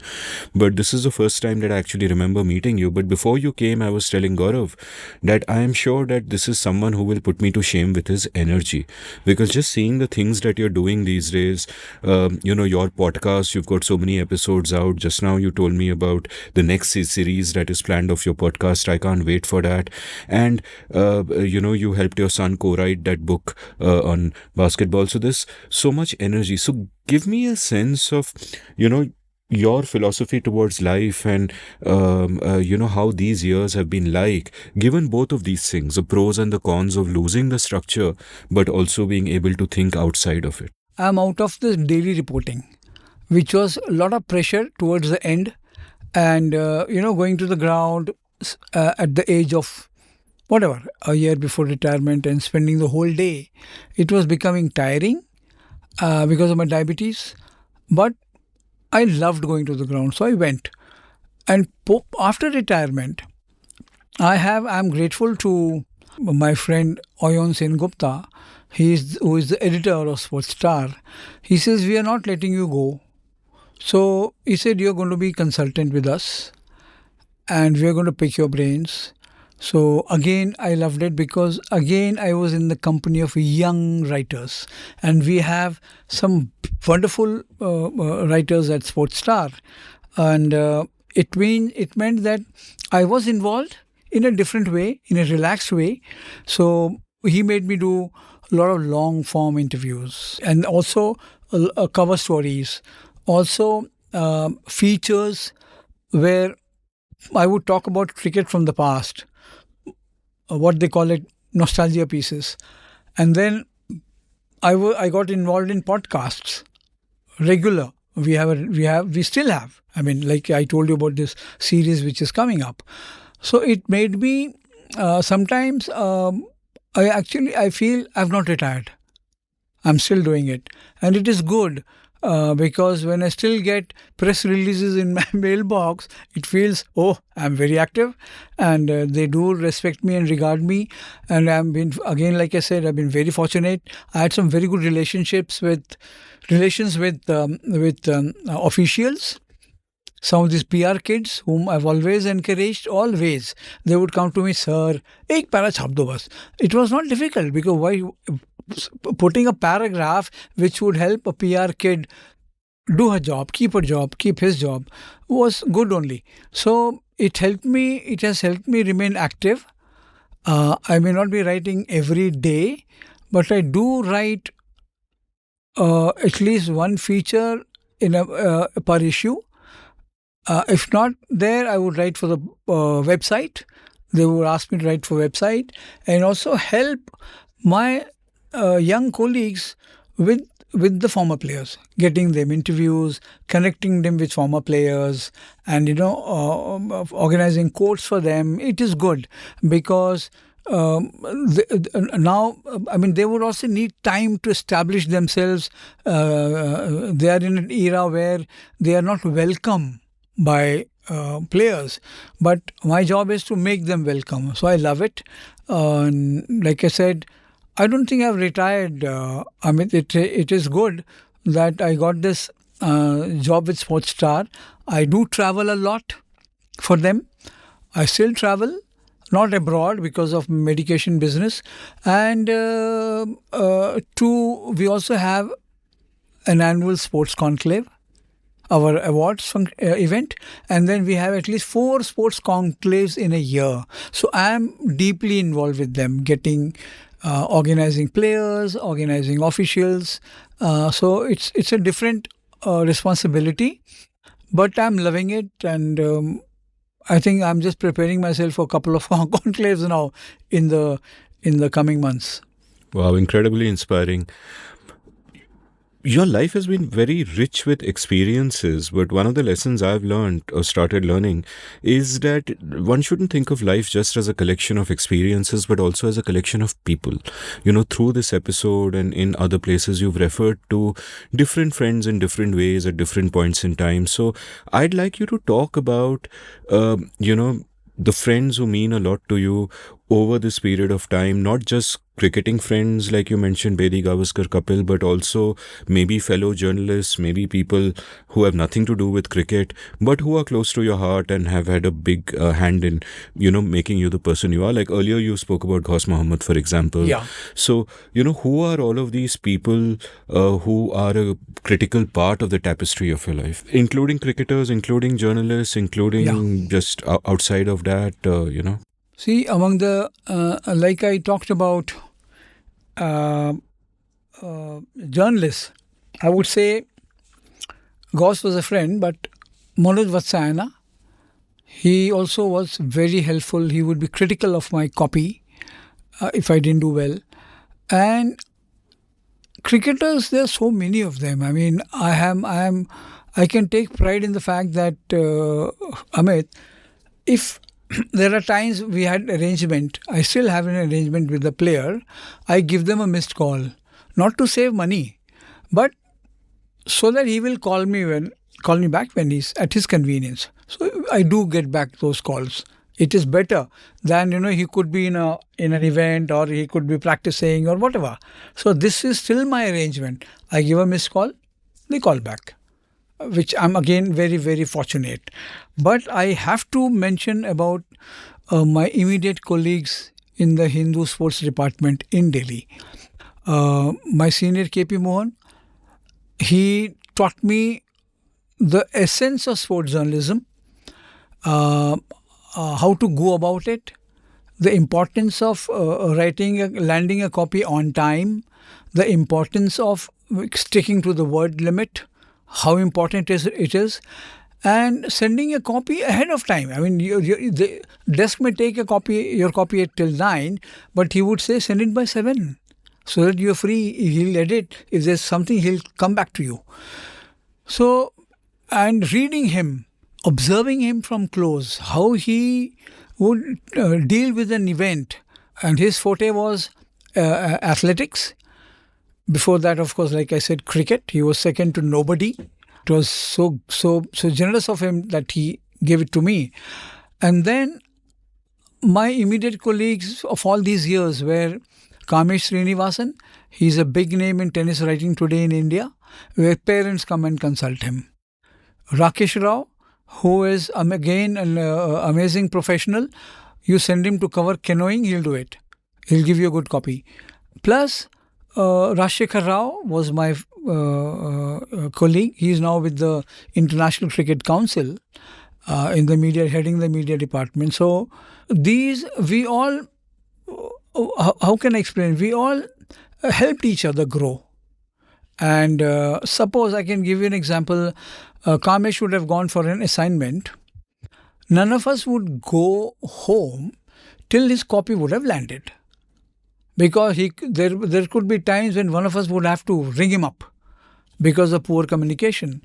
So similarly, if I would go, they would wait for me till my copy was confirmed in Chennai.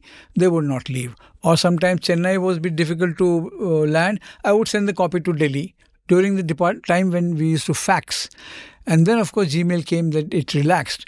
But still, we would ensure that we were there to take care of the copy, edit it before it goes, to help the Chennai desk. And these were the people who hugely influenced me. And of course, R. Mohan in Chennai, he was actually a role model when it came to cricket writing. But I am grateful to my colleagues because, again, like I said, no insecurity, and we took. We took credit for the other.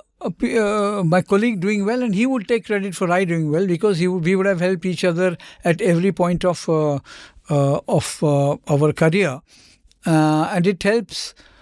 To have a colleague who is behind you in difficult times. There could be a time when, suppose I had written a copy and Rakesh would edit and tell me, it's not a good copy. So I would quickly sit and change it. So that was to help me. It was not that he was trying to needle me or trying to trouble me by saying that it's not a good copy. So I was lucky. It was a very, very healthy department, a very joyful place to work. Believe me, it never occurred to any of us at any point of our career that yaar office जाने का मन नहीं है. I don't want to go to office today. It would never happen. If we were in Delhi, all four of us would be there and we would leave together. Sometimes when somebody may have some work and leave, or from the ground he would go home straight. But we loved each other's company, and all those discussions in the department were enlightening. And we would listen to KP Mohan. He actually taught us to be good journalists, taught us to be fair journalists, and also less critical, because it was always a fact that he would try and remind us that not everybody is playing to fail. There are times when he's trying his best but not succeeding. So you have to understand that and bring out in your copy. So that is what your job is, and that is what makes you a good journalist. So I think I was lucky, and I have many friends among cricketers with whom I have had arguments, with whom I would say it was difficult. There are times when somebody would have stopped speaking with me, interacting with me because of what I had written. But they would come down to the fact that I was only doing my job. Like in KP Bhaskar's case, there was a match at Rohtak where he was given annoyed with the decision. He flung his bat at the stumps, and then I was the only journalist there. So he came and told me, "यार वो लिखना मत." I said, "नहीं, वो तो मैं लिखूंगा." We were good friends, fast friends. He said, "नहीं यार, you please don't do that. किसी को मालूम नहीं पड़ेगा, तू ही अकेला है." But I wrote, and he didn't speak to me for almost 3 matches after that. And then on his own he came. He said, "Yeah, I'm sorry." I said, "I'm also sorry. I Do you couldn't regret? have." Did you regret writing that? No, I did not. I said I should have been less critical, but I was angry because he was my friend. And then he came and said, "I understand. You did your job." I said, "That is what I was doing my job. If I had not written it, I would have fallen in your esteem. कि इसको तो बोल दिया इसने कुछ लिखा नहीं." And I wouldn't be. That would be. That would not be an honest job. I mean, dishonesty to my paper. So there have been such incidents. Venkatesh Prasad also had a showdown, but he came back. He said, "I'm sorry, but I was also wrong in what I wrote." What I wrote that I told you. So that was not good. But he's a good friend. It was sort of true though. So was it really wrong to write that? On that tour, yeah, he was not really bowling well. But I mean, such things are avoidable because he was having a niggle, still playing. I didn't realize that. I should have put in my copy. But fantastic bowler, no doubt about that. And we are very good friends. A friend where I can give him his call, he'll call back. So it's been a wonderful time having. Cricketers can be friends also. I mean, when you talk to them, you realize the meaning of pressure. Say a cricketer having a sleepless night before a game. Sachin has said so many times he couldn't sleep. But yeah, to have friends in the profession, I think today I realize somewhere acquaintances only for till I was active. But today I have some journalist friends with whom I interact almost every day. Almost every day. So on a WhatsApp chat or call and speak to each other. And we are a tribe of retired journalists. So you probably become more friendly when you realize that there's nobody to talk to during the day. But I'm fortunate because of my involvement with Sportstar. I've been also in touch with most officials whom I've known for almost more than 30 years. They, like I said, I don't believe I've retired. Beautiful. My penultimate question to you is that we've already spoken about how journalism has changed and cricket has changed in modern times. I wonder what an 18-year-old Vijay Lokapally would be dreaming of today. Like if you were 18 today, what would satisfy that itch in you? Like you had certain itches, whether it was to write or to involve yourself in cricket or to tell stories, and that made you have the career you did. But I feel, and correct me if I'm wrong, that that same career is not possible today because cricket has changed and journalism has changed.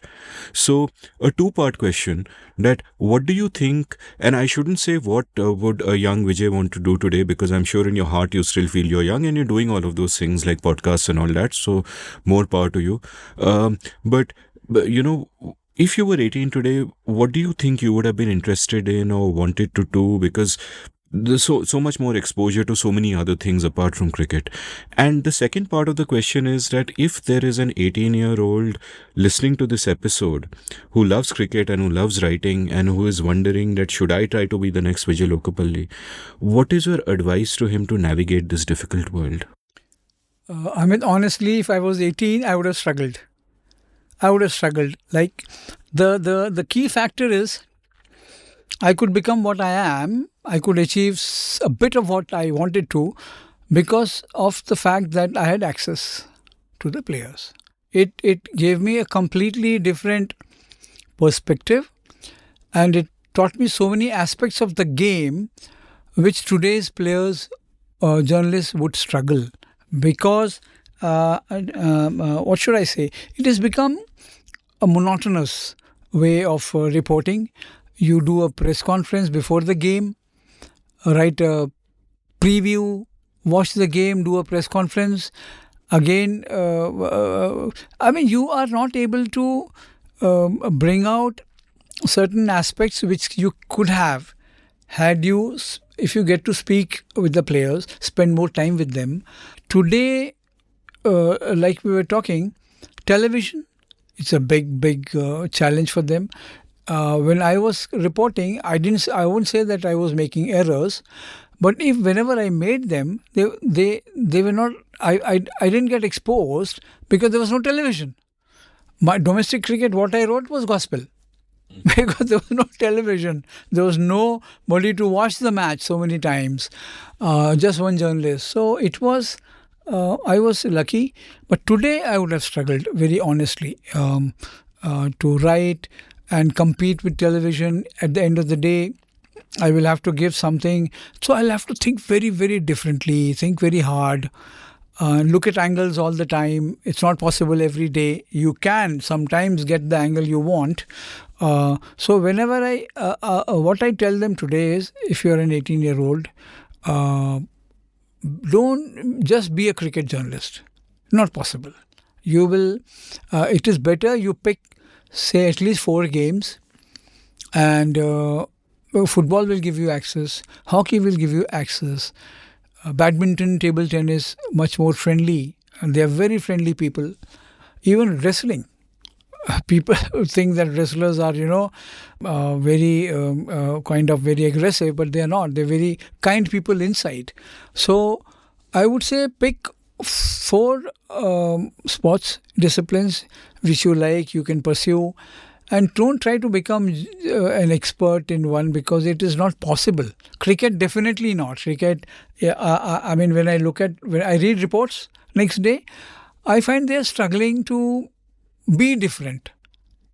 But I should say, I love my dear friend Sandeep Dwivedi. He's able to bring in something which wants you to wait to read his copy next day.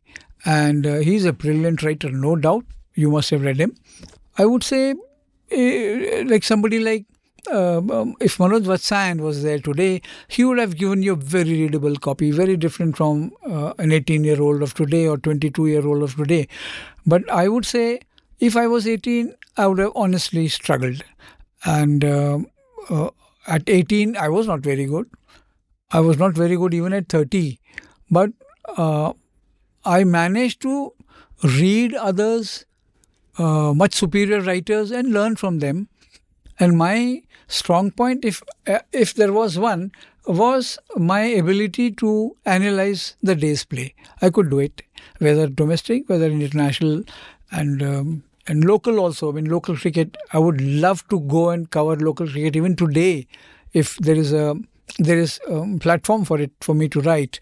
But yes, it's been a lovely career only and only because of my access. Repeatedly I'm saying that, and it makes a lot of difference. And today you can't leave the press box. You can't even go close to a place where they are practicing. You watch from a distance, and then one player will come and speak with you. It is, to me, I think it's not. It is because of the fact that, like you mentioned earlier there were 5 journalists on a tour. Today there are 50. So what does the BCCI also do? They also are under pressure, but they are also guilty of not preparing the players in dealing with the media, and dealing, like I said earlier, dealing with cricket fans. They are your greatest stakeholders. If the fans don't come, who do you play for? I mean, who's going there to appreciate your game? So I think it is better for a sports journalist today to become, at least he should pick up 5 sports, 5 disciplines where he will get to compare a tennis match where he has direct access to the player with end of the day's play interaction with the cricketer, which is all very monotonous, and they are not able to give you a good copy also. They say same mundane things and it doesn't really excite. Wise words. My final question for the day. For me and my listeners, give us recommendations of books, films, music that you absolutely love and that mean a lot to you. And you've already done the recent cricket books, so you don't have to go to cricket. But just generally, like cinema, what are your favorite movies from that era that you love so much? What's the music you listen to when you're relaxing at home and you want to get into a particular mood, etc., etc.? Like, what is the art that gives you joy? Well, you talk about cinema. I'll give you one quick episode where four of us, the school was shut that day because some student had died. So they chutti ho gaya, ghar jao. And one of us was he was from a rich background. So he said, "Chalo, we'll go and watch a movie." So there was a movie called Aprad, and so one of us said, I said, "Yeah, let us go and see Aprad because Mumtaz is in a bikini." So we went there, and the theater, we were told you can't enter the same because you're in school uniform. So then this was at Plaza in Delhi. At Odeon, I said there's an Odeon theater. We went to Odeon theater. There was a movie called Kagas Ke Phool. So the guy who was sponsoring the tickets, he said, "I'm not going to buy tickets for this movie. I'm not going to forget it." So there was an old man. He overheard what he said. He said, "Look, son, if we don't know, you don't know me, but please take my advice. Watch this movie. It will change the way you watch cinema." And Amit, we watched Kagas Ke Phool, and we came out. We came out very different for individuals with trying to know what cinema was, and that movie has had a huge influence on me. And so I remember because I have depression issues, and 2020 or 2019 was it? So a colleague of mine said, "Would you write about your depression in the Hindu for World Mental Health Day or something?" I said, "Yeah." She knew about my state. I said, "Yeah," and I wrote where I talked about Kagas Ke Phool, and I don't know how when I became fascinated by movie. Was it Kagas Ke Phool or was it Anand? I mean, these are two movies I would recommend, and I can watch any time.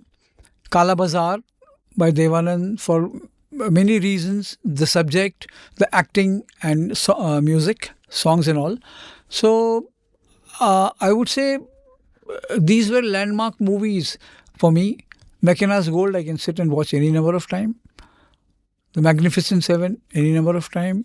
I mean, from those days, we had some old classics, which were Ten Commandments, Ben-Hur. So I grew up on watching these cinemas. Today, it's changed. It's become it's different and very good, no doubt about that. The young cinema makers of today are very, very different. I mean, any day I can sit and watch any movie which has Manoj Vajpayee. He is amazing, amazing actor. Or maybe, earlier days, say a movie like Anand or Safar, Tisri Kasam. They're all movies with very tragic ends, but that's what cinema is. I mean, or maybe Chalti Ka Naam Gaadi, you can watch any day, any time. So cinema has had a big influence on me, and I've loved cinema, music, songs. Like I said, I've written about them for the very reason that I've grown up listening to good music at home. Like I've said, my mother would sing so well. I used to sing in kirtans, but over the years, then I lost interest. I couldn't. But life has been good. The profession has been very, very kind to me. Like I said, much better contemporaries than me did not get the opportunity to travel or write. I was lucky. The profession has been kind to you because you have been kind to the profession. So I should also take this opportunity on behalf of all cricket fans to thank you for all the work you've done over the years. No doubt many of the pictures in our heads you've had some contribution in them. One final question actually, because what you were saying just this popped into my head and I said I must ask you that let us bring your passions together, cricket and cinema. If there had to be a film made on a particular cricketer you have known because of the human drama involved, which cricketer would it be and which actor would play that part? I would love to see a movie made on two people. Kapil Dev has been there, World Cup, Mohinder Amarnath. He's been a very, I don't know if I can call him friend because he's elder to me, but he is an amazing cricketer from an amazing cricket family. And I would love to watch a movie on Mohinder Amarnath because he faced the best of fast bowlers. He made runs against the best of fast bowlers. And people don't realize he was a member of the 83 team. He was also a member of the 85 team, which won the WCC in Australia. In fact, 83 team man of the match in both the semi-final and the final. Yes. And I think Clive Lloyd called him the best player of fast bowling in the world. Correct. And humble. He's so humble. He is, at least once a fortnight, we have a long chat on so many things connected with cricket. And the actor who would play Mohinder Amarnath, who would be? It's a tough one. But he's not flamboyant. So actors like Devalan, Shashi Kapoor, Shami Kapoor, whom I've watched so much, they are ruled out. But if I may say, my favorite from this generation is Manoj Vajpayee. Manoj Vajpayee can be a good actor to play because he can bring out all the emotions of a Mohinder Amarnath who was not dealt well by the BCCI, by the selectors, and I think I don't know if it's a good choice, but I think Manoj would be. I think it's a great choice because he may not look like him, but Manoj Vajpayee can play any role. Any role. He carries the film on his shoulders. And to me, no better than him. I don't think. From modern actors, earlier actors, I don't know who would qualify to play Mohinder Amarnath, but Manoj Vajpayee, yes. I think Irfan could have been an interesting choice. Irfan, yes, definitely. The smouldering intensity. Yes. How can I forget Irfan? Yeah. But Manoj will be my favorite. Vijay, thank you so much. This has been such a pleasure and a privilege to have you on the show. I've really enjoyed talking to you. So thank you so much for giving. Thank you for having me on your show because when I was going through it, you have had some wonderful people. And to me, I didn't really prepare myself. I thought, let me just go and share my experience. And you have been very, very kind to invite me. And thank you very much. But I feel sad that we met in a life too late. If you were there in the press box, you were writing for Cricket Info, I know that. But we never met. I don't know why. We never met, but it's better late than never, and this is just a start. We will meet again. So the Karwa has begun. It will continue. Sure. Thank you, boss. Thank you. If you enjoyed listening to this episode, send it to anyone who loves cricket and who might be interested. Check out the show notes, enter rabbit holes at will, buy all of Vijay's books, listen to his other conversations. You can follow Vijay on Twitter at Vijay Lokapally, that's one word. You can follow me on Twitter at Amit Varma, AMITBARMA. You can browse past episodes of The Seen and the Unseen at seenunseen.in and every podcast app of your choice. Thank you for listening. Did you enjoy this episode of The Seen and the Unseen? If so, would you like to support the production of the show? You can go over to seenunseen.in/support and contribute any amount you like to keep this podcast alive and kicking. Thank you.